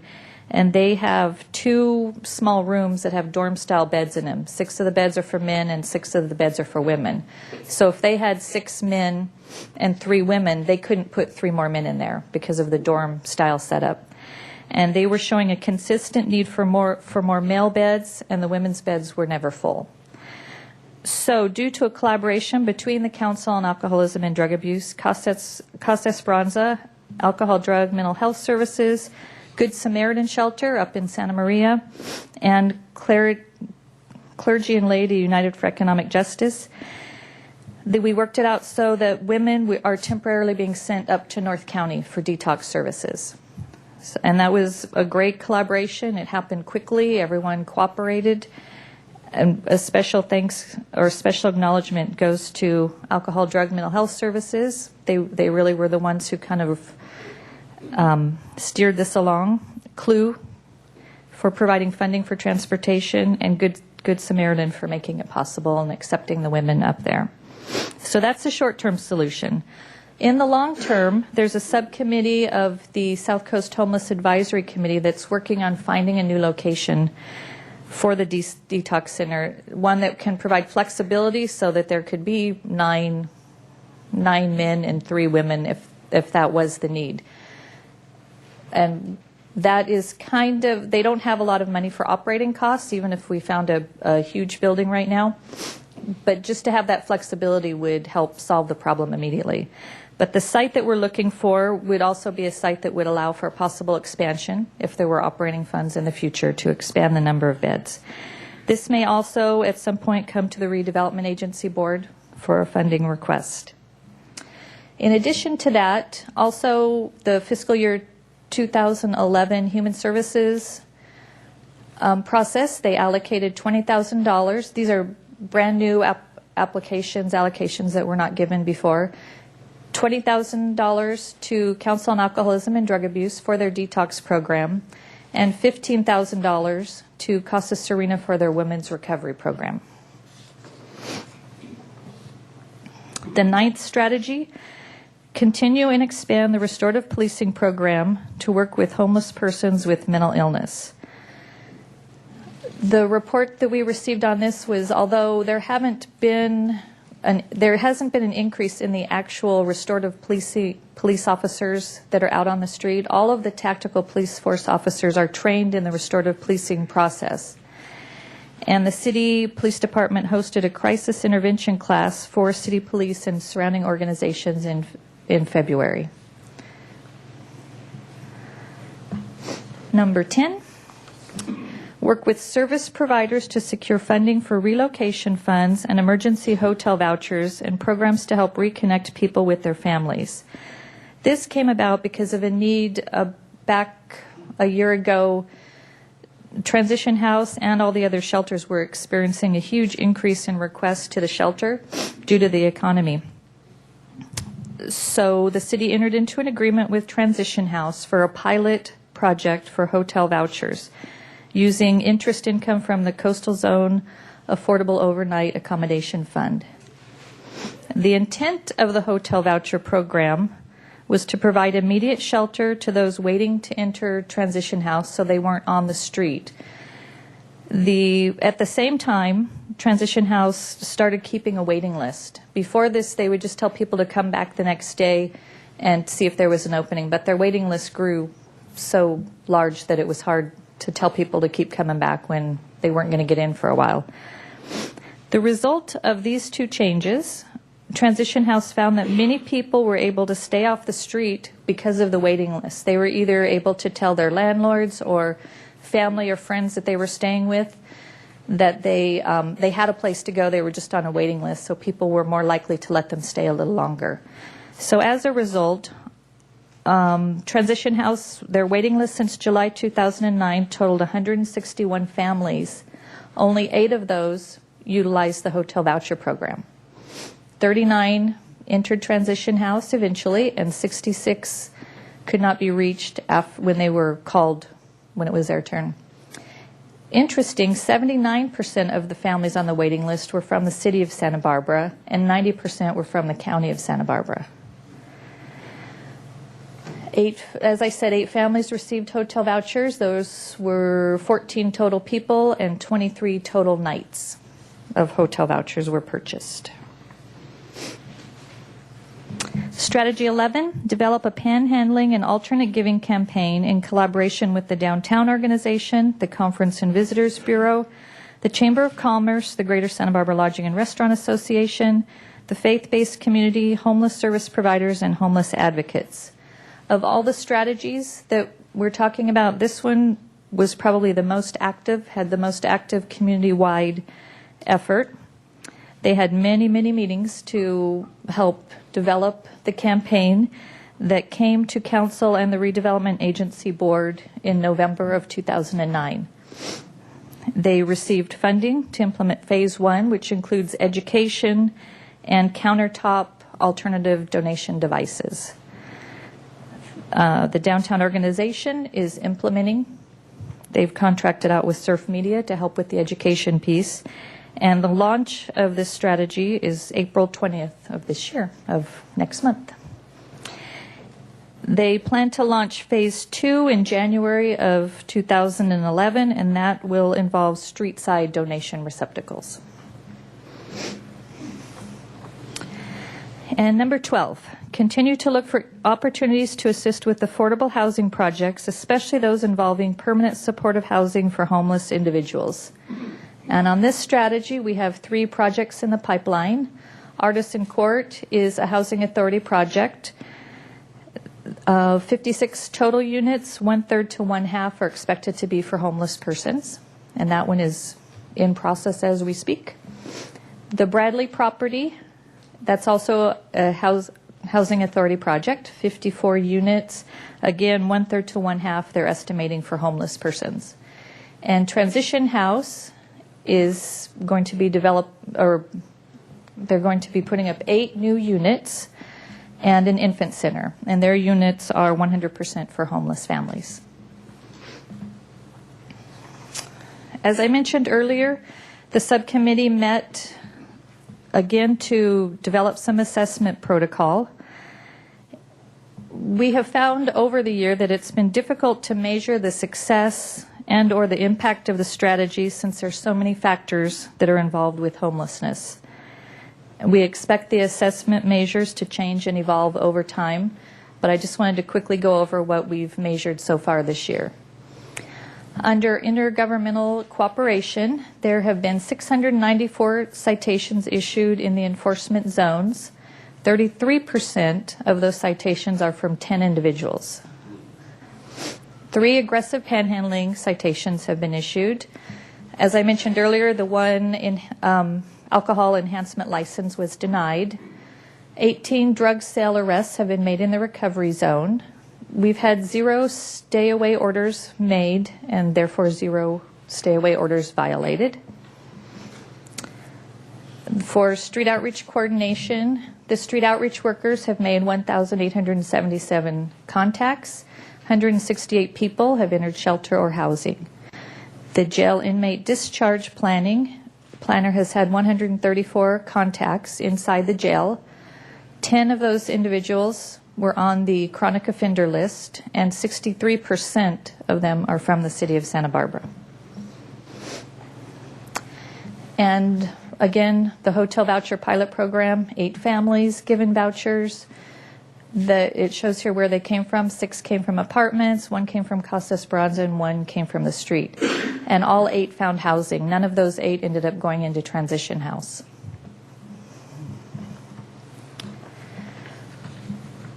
So as you can see, a lot's been happening in the last year, and our early indications show that there's been an increased cooperation among all the stakeholders that are involved in these strategies: the police department, the street outreach workers, the courts, county alcohol, drug, mental health services, businesses, providers, the 10-year plan, and the faith-based organizations. And city staff will continue to collaborate on the implementation and assessment of these 12 strategies throughout the year. I'm available for questions, and there are several people in the audience that would be happy to answer questions also. Great, thank you. Questions for staff, Mr. Hotchkiss. Thank you for your report. What's a stay-away order? I will defer to Mr. Wiley on that one also. Councilmember Hotchkiss, the concept is that it's a probation condition. A judge would order someone as a condition of their probation that they stay away from a certain area. For example, they might be ordered to stay away from the area around Casa Esperanza, assuming that they were arrested and convicted for something near Casa Esperanza, such as a drug sale conviction or something like that. And actually, Sue can correct me if I'm wrong, I believe it's simply that we have no statistics on whether those orders have been issued or not, because it's really a matter of between the probation department, the district attorney's office, and Superior Court, and we're not involved in that process, and we have no way of really knowing. We have been asking that they consider issuing those orders as a condition of probation. So we don't know if they've really been used or not. Is that correct? That's right now? correct. Okay. Thank you. Thank you. And I heard some questions. If you could remind us, either Ms. Gray or Mr. Wiley, the Coastal Zone Affordable Overnight Accommodation Fund. If you can remind people what that is. It's not the general fund, but... Madam Mayor, that's the name we gave to a fund that comes out of a condition imposed on the Entrada project by the Coastal Commission. When the Entrada project was appealed to the Coastal Commission, I'm trying to think, it was about 2002 or 2003. Sort of at the last minute in the process, the Coastal Commission staff raised the concern that the Californian Hotel had been used for affordable overnight accommodations, was a low-cost hotel, and the loss of the Californian as a low-cost hotel gave them the idea of imposing a monetary exaction on the Entrada project of slightly in excess of $1 million. And then when the Entrada project pulled their building permits, I think in about 2005, they paid that $1 million exaction. The Coastal Commission had required it to be paid to the redevelopment agency, but the conditions didn't really explain any detail about what that money was supposed to be used for, other than it was supposed to be used to provide for affordable overnight accommodations within the coastal zone. So I think the concept here with this fund was that providing hotel vouchers for homeless people would certainly qualify. Mr. Francisco? Thank you, Madam Mayor. Just a question about that statistic on 694 citations in the enforcement zones. How does that compare, and over what period is that, and how does that compare in number and severity to those areas before this started? Madam Mayor and Councilmember Francisco, we don't have enough information going back historically to really have a significant impact or to show a significant impact on that area. We may be able to do that probably next year and show, 1 to 2 year comparison, but we don't have a trend, be able to show a trend at this point. Okay, thank you.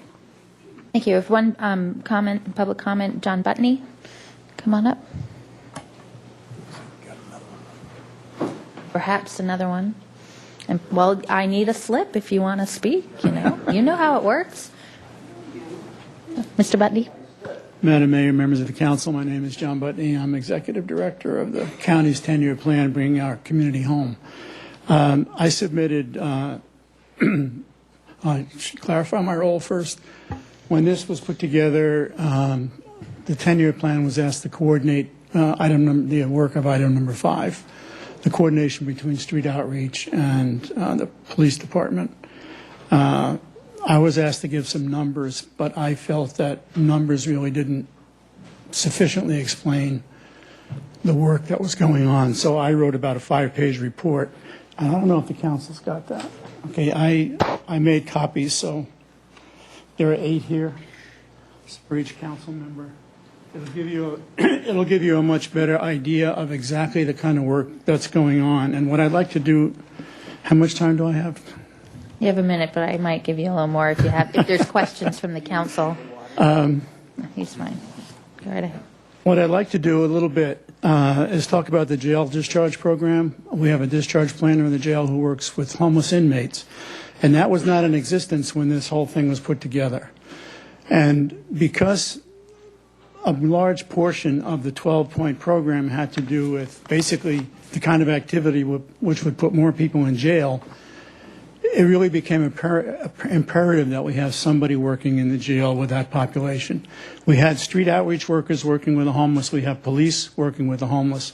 But once they went to jail, that connection was broken, and maintaining those connections in one way or another is really critical to working with the homeless, because the population we're dealing with that cycles through the jail, the chronically homeless, are very distrustful of the system or of anybody tied to the system until they develop a relationship with them.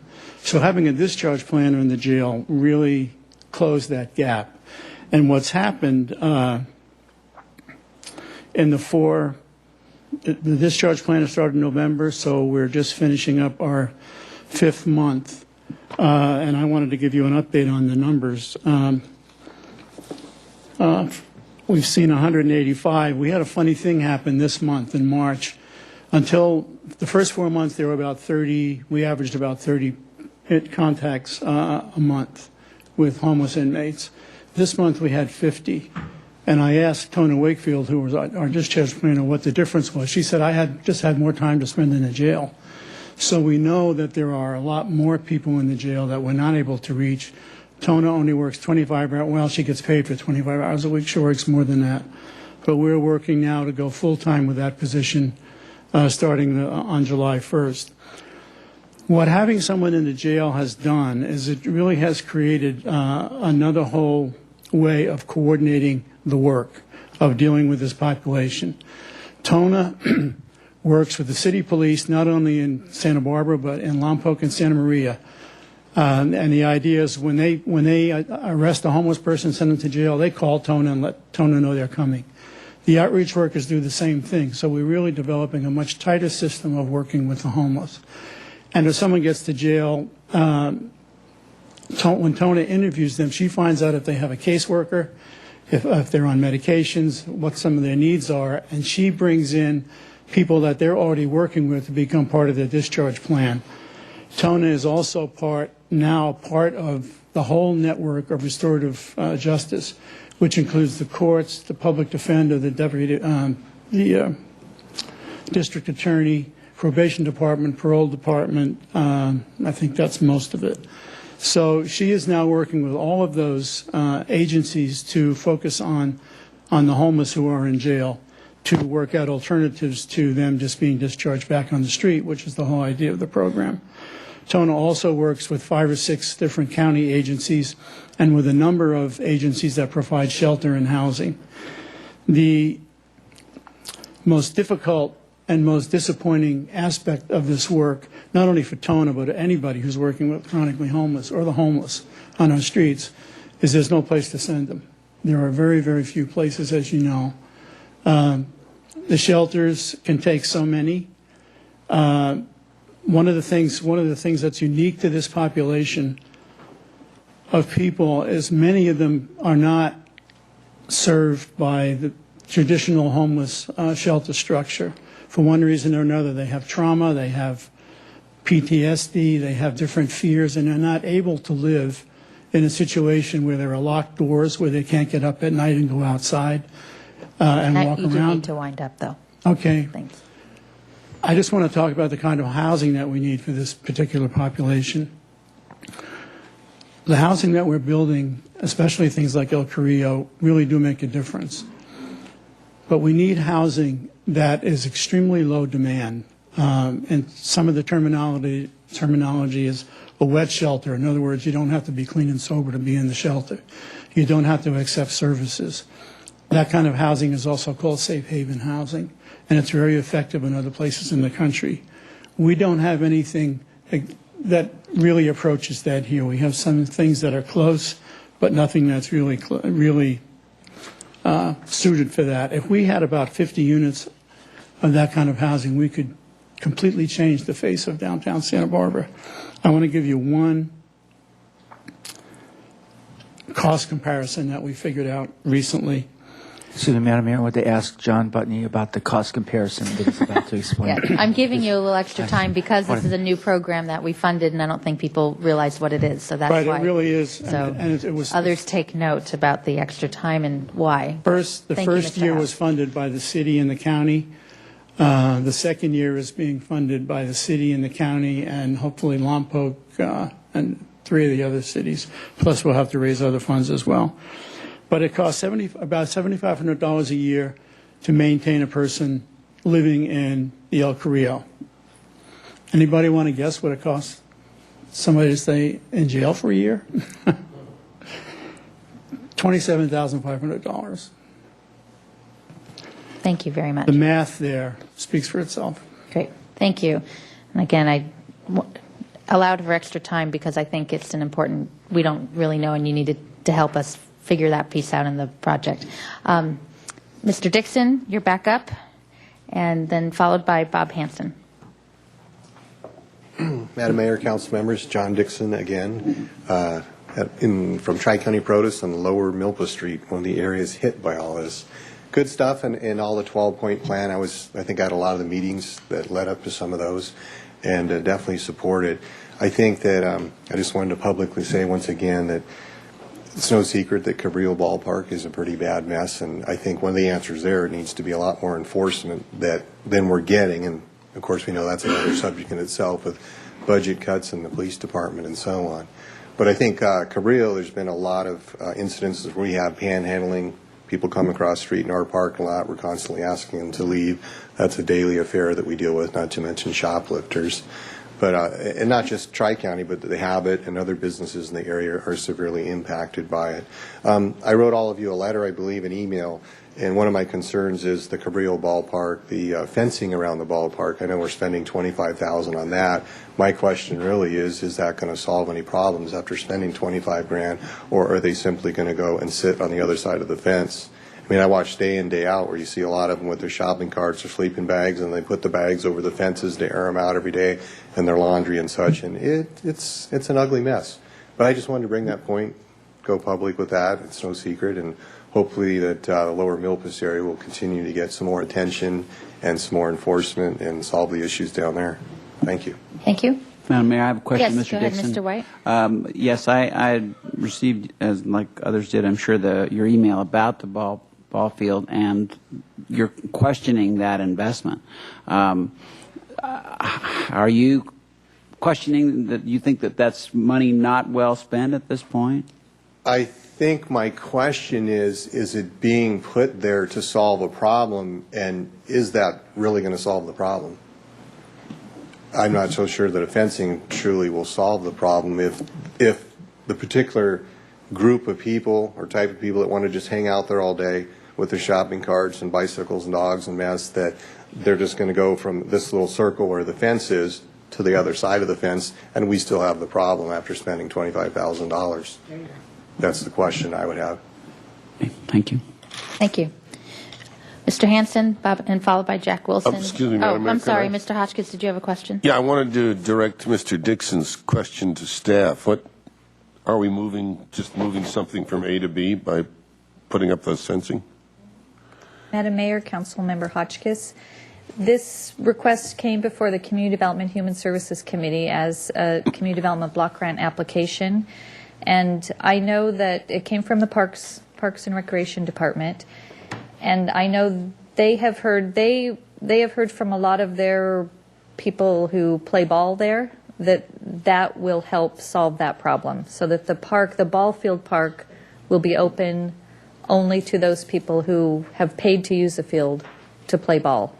I don't think the Parks and Recreation Department thinks this is a total solution for that park, and I know they're looking at other options, but that was their start. Yeah, because I mean, just anecdotally, I've been noticing, excuse me, it seems to be getting worse down there. It's not better, and I don't think this is a real solution either, though I'm not blaming anybody. But Thank you. Mr. White, did you want to continue? Well, I mean, this conversation is just one of those pieces that has come up all during our campaign activity. This particular project, I had a meeting with Mr. Foley 6 months ago or something like that, where he recommended, as I understand it, I don't want to put words in your mouth, but that was a recommendation that was coming forth, and the way I interpret it was, this is sort of most intensive, comfortable habitat, and that basically the remaining field is one where people, yes, they can lie down there or can camp, but they don't have a place to, it's just not as comfortable as a place to sit and all that. Is it a complete solution? Clearly not. But when you write your letter, I mean, you are one of the key players down there. And so I at least this person takes note, and I don't want to be supporting things where the neighborhood is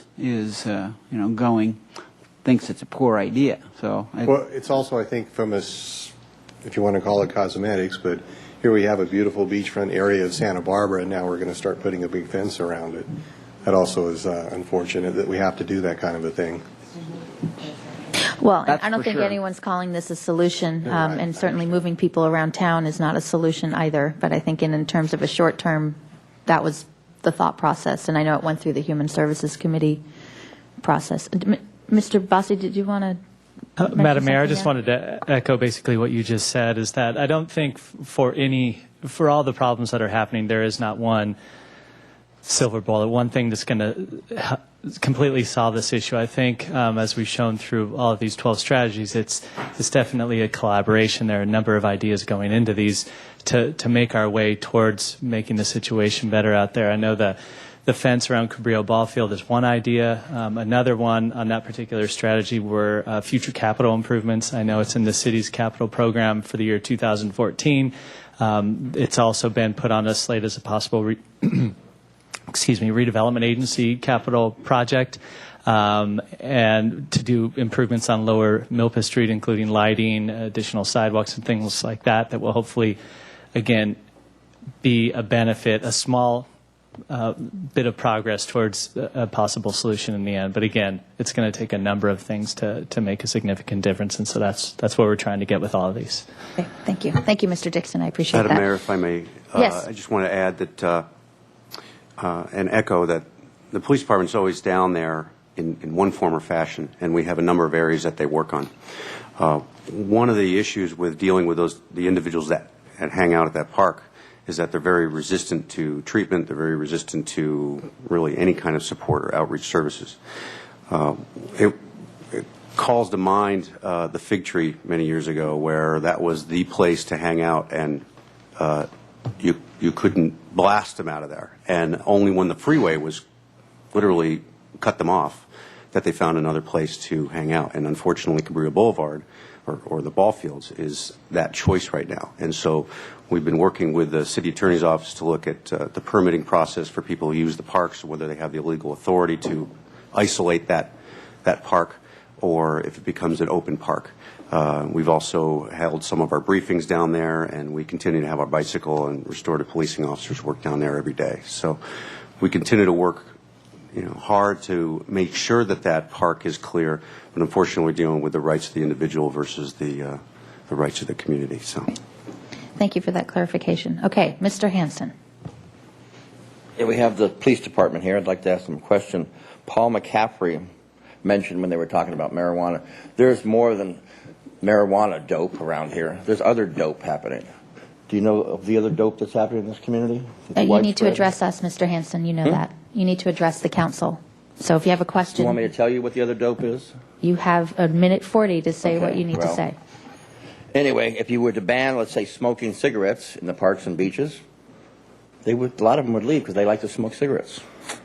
If you were to ban them to go to lunch at the Casa Esperanza because they're hanging in the park, because there was a flyer going out saying they're having a town hall meeting and we don't want panhandling and loitering from, let's say, the freeway down to the beach. Oh, you're loitering. You can't maybe go to eat. No. I would like to ask Mr. House to ask me about Harold. He was a security guard at the shelter for about 2 years. He was a bully, and they let that go on for 2 years. They changed on the back of his shirt it said security, but then after that it was safety counselor. Almost like Don't this blow whistle. the whistle. No, I'm not going to blow the whistle. Because what if you had a whistle and no one could hear it? Bob, I had a headache for 3 I'm not going to hours blow the from whistle. I'm your going to sit there and make a point. What if a lady blows this whistle and no one hears it? So, we need to take care of these ladies and others that are really vulnerable. Lower State Street Task Force report happened in 1984. The phenomenon of street people. Well, the war goes on. The restrooms are closed for the homeless. You go down to the beach where Hank Dross preaches on Sunday, the restroom's closed. People are peeing. On Wednesday night, they have a nice feed. About 100 people show up. The restroom's closed. They're peeing, plus other things. So anyway, now Harold's been fired, and he was a bully, and the people that ran the shelter knew it. They tried to work with this guy. So for 2 years, people that had serious problems in their lives had to walk by this guy. The guy wouldn't even talk to you. Now we have Jeffrey. Before that, we had Mo. Can you wind up, please? I wrap up? You want me to wrap up? How big is this fence going to be? Is it going to be around the whole baseball field? Or just a little area right there? Anyway, no answer? I'm supposed to wrap up. Okay, so anyway, the warming center is going to be open on Wednesday night and Thursday night. And that's a plus. That's what we should be going for, more of that. And it's over at the church on Anapamu and Olive, I'm pretty sure. Garden. And the other one will be at the Mission. And Nancy McCready is going to be working at the Mission as a volunteer over there. And that opens at 6 o'clock. And we just need to really, extend our hand out to these people. A lot of times we're giving them too many meds to keep them quiet. We're giving them a bus ticket out of town. That's the diplomacy we were in. The war is on. The war's not over.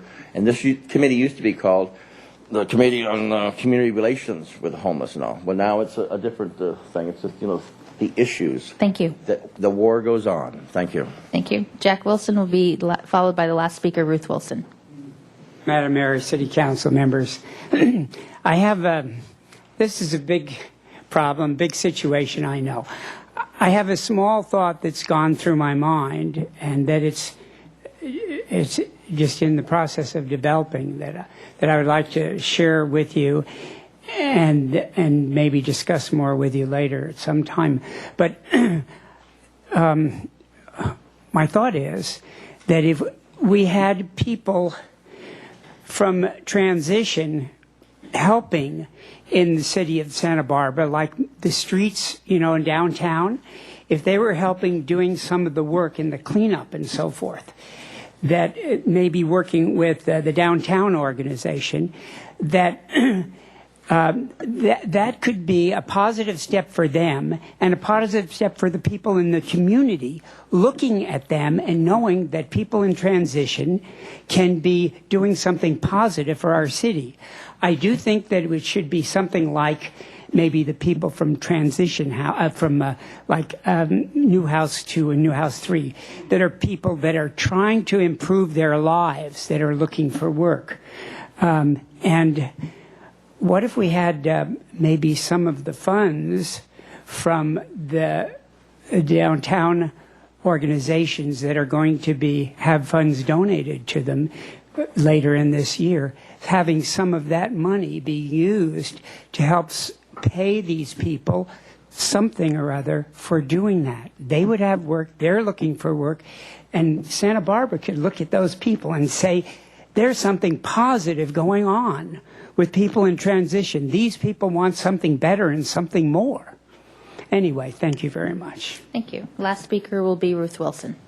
I just wanted to say a point of information. Williams? I believe that's what Casa Esperanza's street outreach team is doing. I'm not sure that they have sustainable funding yet to continue doing that, but that is the intention of some of the monies from the Compassion Not Cash program. At least I thought that was the original intention. Well, maybe this, maybe We this can could be an certainly- additional group. Anyway, All right, well, thank you. Yeah, thank you. Thank you. Ms. Ruth Wilson is the last speaker. Well, overall, I just feel it's fantastic what Santa Barbara is doing. I mean, I've been watching and going to organizational meetings, and I see the progress. I just really appreciate that there's so much attention being paid to it, and that there's follow-up going on and improvements really coming about. I would like to really commend Kel Hove as a restorative police officer. I watch him work. Jack and I are out in the community talking with street people. He's there. He's checking in with them. He's really organized. He's patient. But he really is dignified in how he works with them, gives them dignity. I've seen him come up to a person who really does need shelter and is not ready for it yet.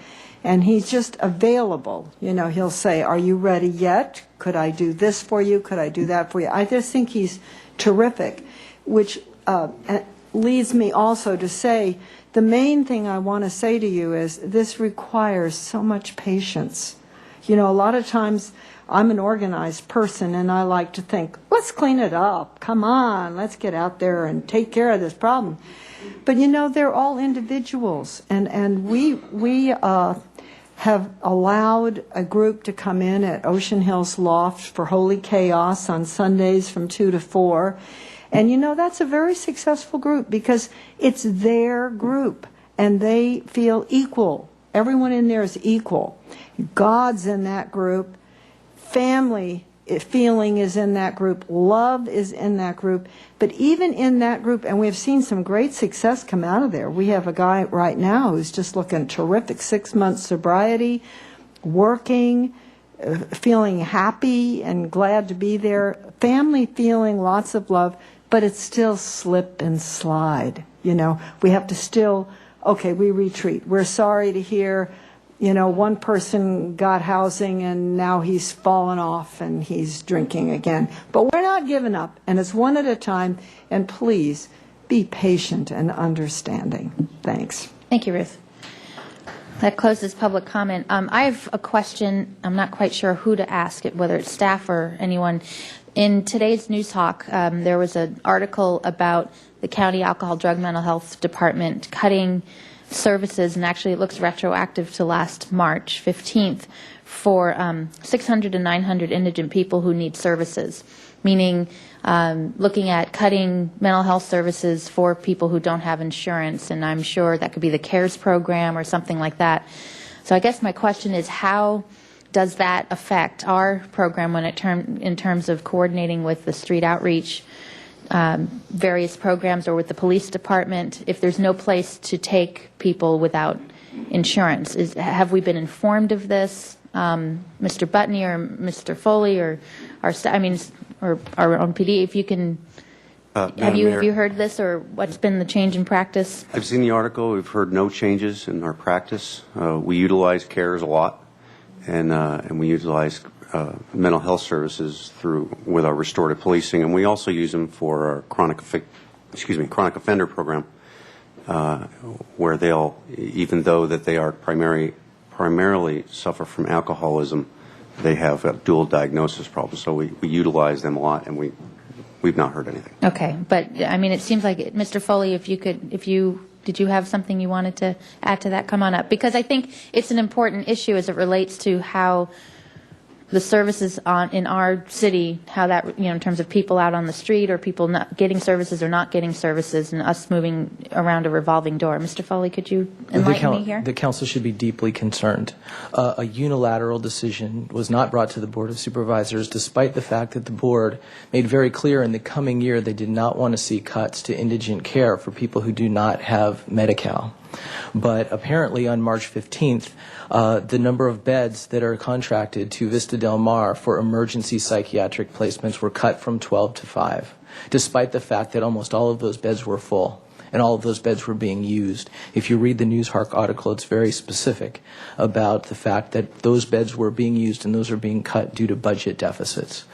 If you care about mentally ill people on State Street and you care about families who have emergencies with their children, the possibility now that they will have no place to go is very real. And it's very real that there is a proposal on the table from the Department of Mental Health to cut services from 600 to 900 indigent people throughout the county who do not have Medi-Cal because they cannot afford it. That will, in my opinion, be a devastating effect on our cities. And if you have the opportunity to advocate with our supervisors, I'd encourage the city to do it. Thank you. And I'll just end, and then I'll turn it over. It just goes to show the assessment protocol that we have, and monitoring this and measuring this is very important for us, so that way we can monitor. And I think Mr. Francisco had a good question of how are we doing over time, and so we need to continue seeing what the trends are, and sometimes there are outside forces beyond our control and funding that might impact what we do in the city. So that's why I brought up the article here. Thank you. Mr. Francisco, did you have something else you'd like to add? Thank you. I wanted to thank Ms. Gray for her report, and as one of the members of the subcommittee that worked with a lot of people to come up with these recommendations, I'm glad to see there's some progress. It's very slow, obviously. I thank Mr. Butney for his report, and I agree that the presence of someone in the prison working with people who are about to be discharged is extremely important. That's something that we came back to again and again. I would slightly disagree with him that a main point of our subcommittee deliberations was how to put people in jail. I think that was very far from anything we want to do, because we realize, if only from a pragmatic point of view, given the county jail overcrowding with people who have committed, extremely serious violent crimes, locking up homeless people doesn't work, even if that's what you wanted to do. Rather, the emphasis when we were talking about law enforcement was focusing on the people who cause the most problems for law enforcement and see if we can get them out of that cycle and into something else. Unfortunately, again, that's very difficult. But as someone mentioned, Keld Ho, one of our officers who's focused on restorative policing, has had some real successes there, and I'm grateful for that. So I think, unfortunately, progress in this area is going to remain slow. We are hamstrung in some respects by what we can do according to state law. We're also short of resources, and a significant component of this problem is people who really cannot care for themselves, whether they're mentally ill or they're so strung out on drugs and alcohol that they don't know what they're doing. And the tools that we have, both for putting those people somewhere where they could get help or even getting them to that point, are very limited. So it's a tough situation. It's going to continue to be a tough situation for some time. But as I said, I'm glad it sounds like there is some progress. Thank you, Mr. House. The first thing I want to say is to just really appreciate Mr. Francisco and Ms. Falcone and you, Mayor Schneider, for the work you did on this, and with our staff and with with the team of folks that were assembled around this to put this 12-point plan together. It's really very helpful to organize your thoughts about an incredibly complex problem and an issue that affects not just the folks that are homeless and struggling with those needs, but as Mr. Dixon's participation attests to the broader community as a whole. And I want to thank you, John, also for your participation. I know that you represent a lot of business folks and neighbors who initially had some and still have serious concerns, but actually you rolled up your sleeves, you got involved, you've been part of this since the beginning of Casa Esperanza, and you really represent what a constructive transformation really can happen when somebody gets involved like that. And I do appreciate it. When you come and bring your concerns to us, it's such a responsible thing to do, and done in such a responsible way. So different from just, complain. It's not that at all, and I appreciate that. And I also just want to take a minute and thank you that we have our police department actively engaged in part of this, and the restorative policing approach is so constructive. So shifts the dynamic from put them in the wagon and take them away, and then they walk back, and then the big revolving door of it. And we're actually making some headway, and the statistics are showing that. So this coordination and cooperation piece of it seems to be so fundamental and so essential at every level. And this case management approach, the idea that the outreach workers are involved, are given heads up before we do the cleaning up of the camps and stuff. I mean, this is such a humane thing, but also productive and pragmatic as well. We're dealing with very tough situations here, but when people are coming out of jail, to have that transition that's a moment for a difference to be made. And Mr. Butney, thank you very much for sharing how important that is with us. I've got a couple more things to say, but I didn't hear from, we have representatives from Transition House and from Casa Esperanza here. What difference does it make that we have this 12-year plan, or 12-point plan? It seems to me really, it could be, just lists of things for us to be looking at and be attentive to. I want to hear, maybe Terry, you could talk to, or we could hear a little bit about, does it make a difference that we have this?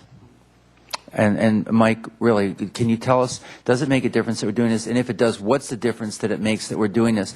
I'm possibly going to have the opportunity to participate in this more closely in the future. We've been working on co-occurring disorders with a group that's been meeting, and John's been there too. What's the difference that we have this 12-point plan for the city? Ms. Bauschke, if you could say Thank your you, name for Ms. the Ross. record. Yes, I'm Kathleen Boschke, Executive Director of Transition House. Thank you. Nice to see all of you again. And I think the plan is important. As some of you have stated in your comments, there are many different things that need to be done. There are few resources to do them right now, and I think probably what Casa Esperanza is experiencing is like Transition House, that there's a greater need than ever. And we may be accomplishing quite a bit, and you may not see the impact of that because the economy is producing more homeless people. Transition House is benefiting from this plan in dealing with the segment of the homeless population that we deal with, and that's families with children, and it certainly has had an impact in a couple of different ways. Not only were we able to get some people into hotels instead of turning them away on the street when we were full, but it made us change the way that we were doing our programming. And we started a waiting list that Ms. Gray mentioned, and that waiting list enabled us to keep a lot of people housed with friends or in their apartments for just a few weeks longer, knowing that they were going to end up having a room at Transition House. And there are more statistics that we kept. We gave some case management services to all of those families, and we were able to help some of them get into permanent housing before they ever became, lost their places and truly became homeless. We were able to refer some to other shelters. A couple of families were able to relocate, and I think a number of them were given the time to find other solutions to their situation. So it was a twofold thing, not just the money, but made us think differently about how we were doing things, and that had a positive impact. So thank you. Thanks, Ms. Bauschke. And Mr. Foley? One of the core principles of the 12-point plan was that when you do things simultaneously and consistently over time and focus on the many, many parts that make change, that will experience success. So where you're seeing success, you're seeing a concentration of focus and attention and work. And if it's consistent over time, we see the changes that we want to see. But the key to the 12-point plan is to do all of the things simultaneously. So if you heard issues about, for instance, the problems in the lower Milpas area, there's some very specific things that are supposed to be happening in the lower Milpas area around the recovery zone. You heard about stay-away orders. We don't know whether that's happening or not. That would really help. We talked about having new zoning regulations and conditional use permit process around the sale of alcohol. I haven't participated in any meetings or heard that anything's happening in that regard. We've talked about consistent policing in the area. And I've seen periods of time where there's more policing in the area and times when there's less policing in the area. When there's more policing in the area, like, for instance, while I'm hearing that there's a perception of things being more difficult in that area, the fact is, if you were there at the same time last year, we could count 35 to 40 people in that park every single day. The police have done an amazing job cracking down on the crack trade and cracking down on drugs. And now when you go there, you see between 10 and 20 people. But you see people who have a lot more alcohol addictions, and you see them stumbling into liquor stores and stumbling back out with more alcohol. Those things are addressed in the 12-point plan. And if we can shift our focus when we look at an area like Milpas or downtown or the waterfront and look to the 12-point plan to guide where can we actually focus that attention and make that work consistently, we will see the change that we need. I know many of you toured Casa Esperanza recently, Mr. White. We talked about the issue of the ball field. And I have to tell you, the plan for the fence, nobody asked me about it. Nobody asked the Milpas Action Task Force about it. That was a solo effort. And we've got a lot of ideas about how we can improve the Cabrillo ball field. And if the neighborhood and the shelter, who understands the homeless population, and the homeless population were to actually have coordinated effort in meetings, I really think that we could create some change around there. So that's where I think that we need to go. We've had great success, lots of positive things. The areas where we're still having problems, I think you'll see there hasn't been any attention paid to that part of the plan. Thank you so much for sharing that. You know, okay, so we're going to celebrate small victories as we move along here, and I just think that Ms. Wilson had it right. She said we're not giving up. We're determined. It will take patience and understanding, but this is the kind of communication that really will make a difference, and I really appreciate you all for coming out for this. Okay, thank you. Mr. Williams and then Mr. White. Well, first of all, I want to thank all the people that are here and many of them that aren't, that work to try to relieve just the pain of other human beings, try to find options, and try to lead them to a better path. And I just appreciate that work, whether you are, and I guess sometimes because the philosophies of different folks that reach out to the homeless are different, that some believe in more accountability, some believe in less, and my belief is that many of you reach different people. People that can take different levels of accountability. And so I just want to thank you all for your work. The second thing I just wanted to say is this, the damage that will happen to this community in the midst of this progress if we have a dramatic reduction in the beds at Vista Del Mar without having beds here is hard for us to fathom. And I can just tell you that from the perspective of the people that serve as a holding for these individuals, this is a nightmarish scenario. I had the opportunity to tour the emergency room and speak with the emergency room docs and nurses 2 weeks back, and then a couple days later had an unplanned visit to the emergency room with a false alarm for my father. But and I can tell you that they're petrified of this because that's where these individuals are taken. And we already have overcrowded emergency room because so many emergency rooms in Santa Barbara and Ventura counties have closed that people are coming from all over the place to Cottage emergency room. Now we're going to have more folks who have mental illness having to be there for 12, 24 hours, sometimes under guard, right? And that's going to be happening in the middle of your emergency room when you go to the hospital. That's going to be a problem. And it's going to affect everyone's public safety in a detrimental fashion. Anybody who could get hurt will have less of an ability to adapt to that situation because we're going to be basically using our emergency room as a de facto holding tank for these individuals instead of getting them the help that they need. And this is just something that we need to work on and bring to the public's attention. Mr. White? Thank you, Madam Mayor. Well, obviously the hour is late, but I certainly appreciate the education I'm getting today and the good work that the folks here and that are behind you are doing in this area. I'll just make a couple of comments. First of all, I don't, and I'll find out from somebody what Vista Del Mar means. I don't know that facility. But the two comments I want to make are, number one, the rationalization of services that we're hearing about. Number one, by broadening, by the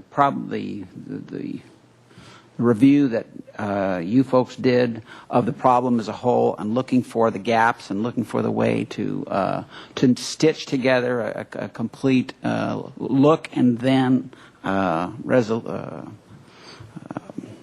battle against the problem is I truly appreciate. And because what I'm seeing is the problem's getting worse, but without the rationalization of effort, then the problem would be getting away from us that much faster. I'm afraid that Mr. Williams is correct that what we are seeing and will continue to see is just there's more desperation and more a bigger problem, and we're at least making better use of our resources. The other thing that what I appreciated hearing from Mr. Butney and I believe Ms. Gray as well, and from perhaps other speakers, is a de facto multi-jurisdictional approach. and you've heard me speak over the months about on Planning Commission. Most of you didn't hear me as Planning Commission, but I'm concerned about Santa Barbara and fair share. We clearly have stepped up in this city with building many facilities, and of course I was dismayed to hear of the closing of the it was the largest facility outside of the city of Santa Barbara that was in Carpinteria that was closed down. There needs to be participation by all jurisdictions in this problem. Clearly Santa Barbara is going to be the center and have the biggest facilities, but the other jurisdictions, the other cities and the unincorporated areas need to contribute something substantial to the problem. So, and I appreciate, I'm hearing some of that going on voluntarily at this point with the women going to a detox center in Lompoc. That's great. But more of that needs to happen as time goes by, because the sense of fair share is an important one for our citizens to see going on here to work on the problem. Thank you.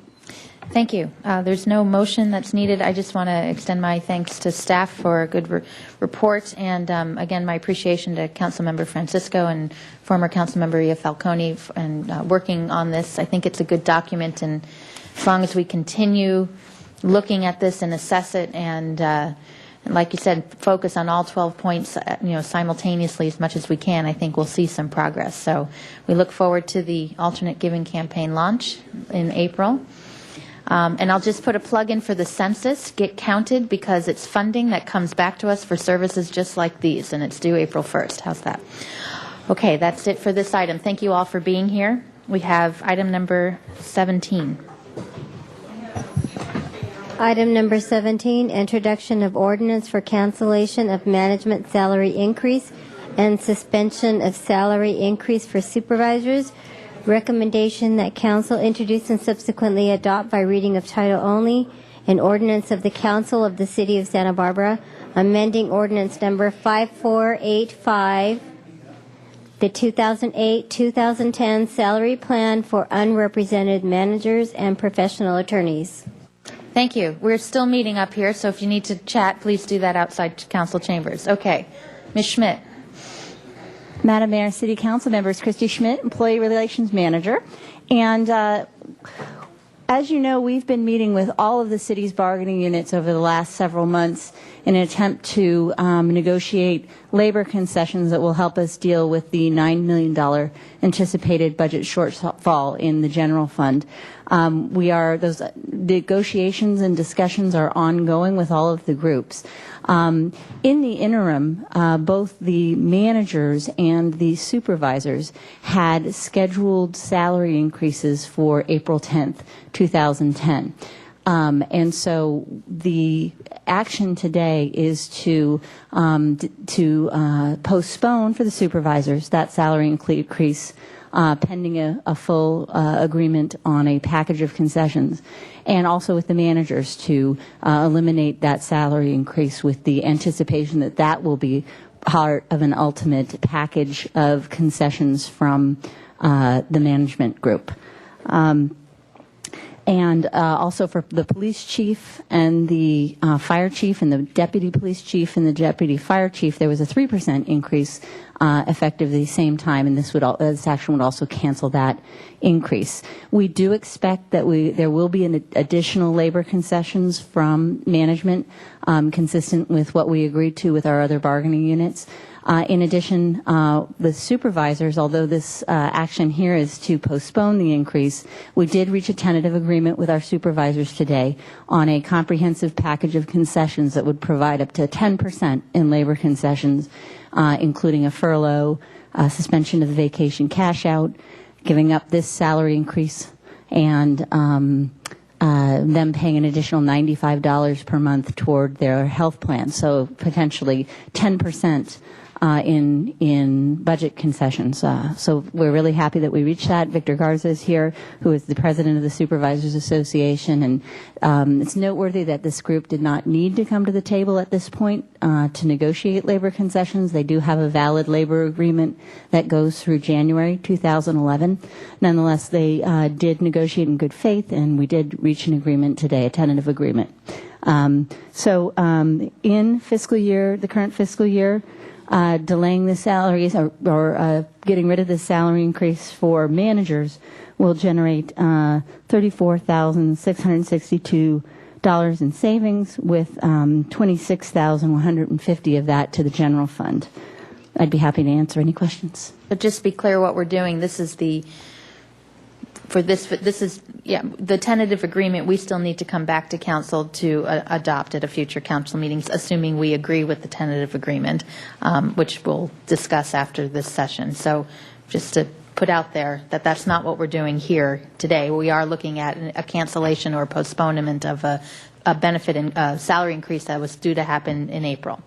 Right? Just to yes, this would postpone the increase for supervisors, and then we would come in open session for approval of the tentative agreement, which is consistent with the direction you already provided to negotiators. Okay, thank you.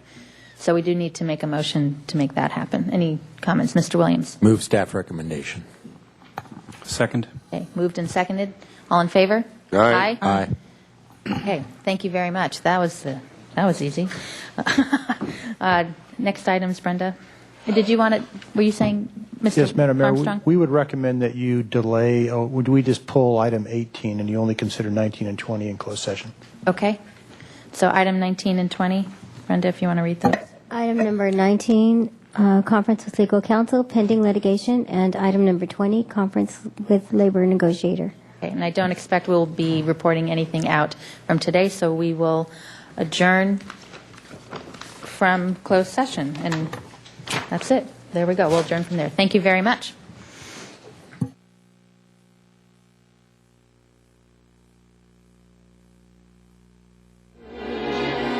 Ours is a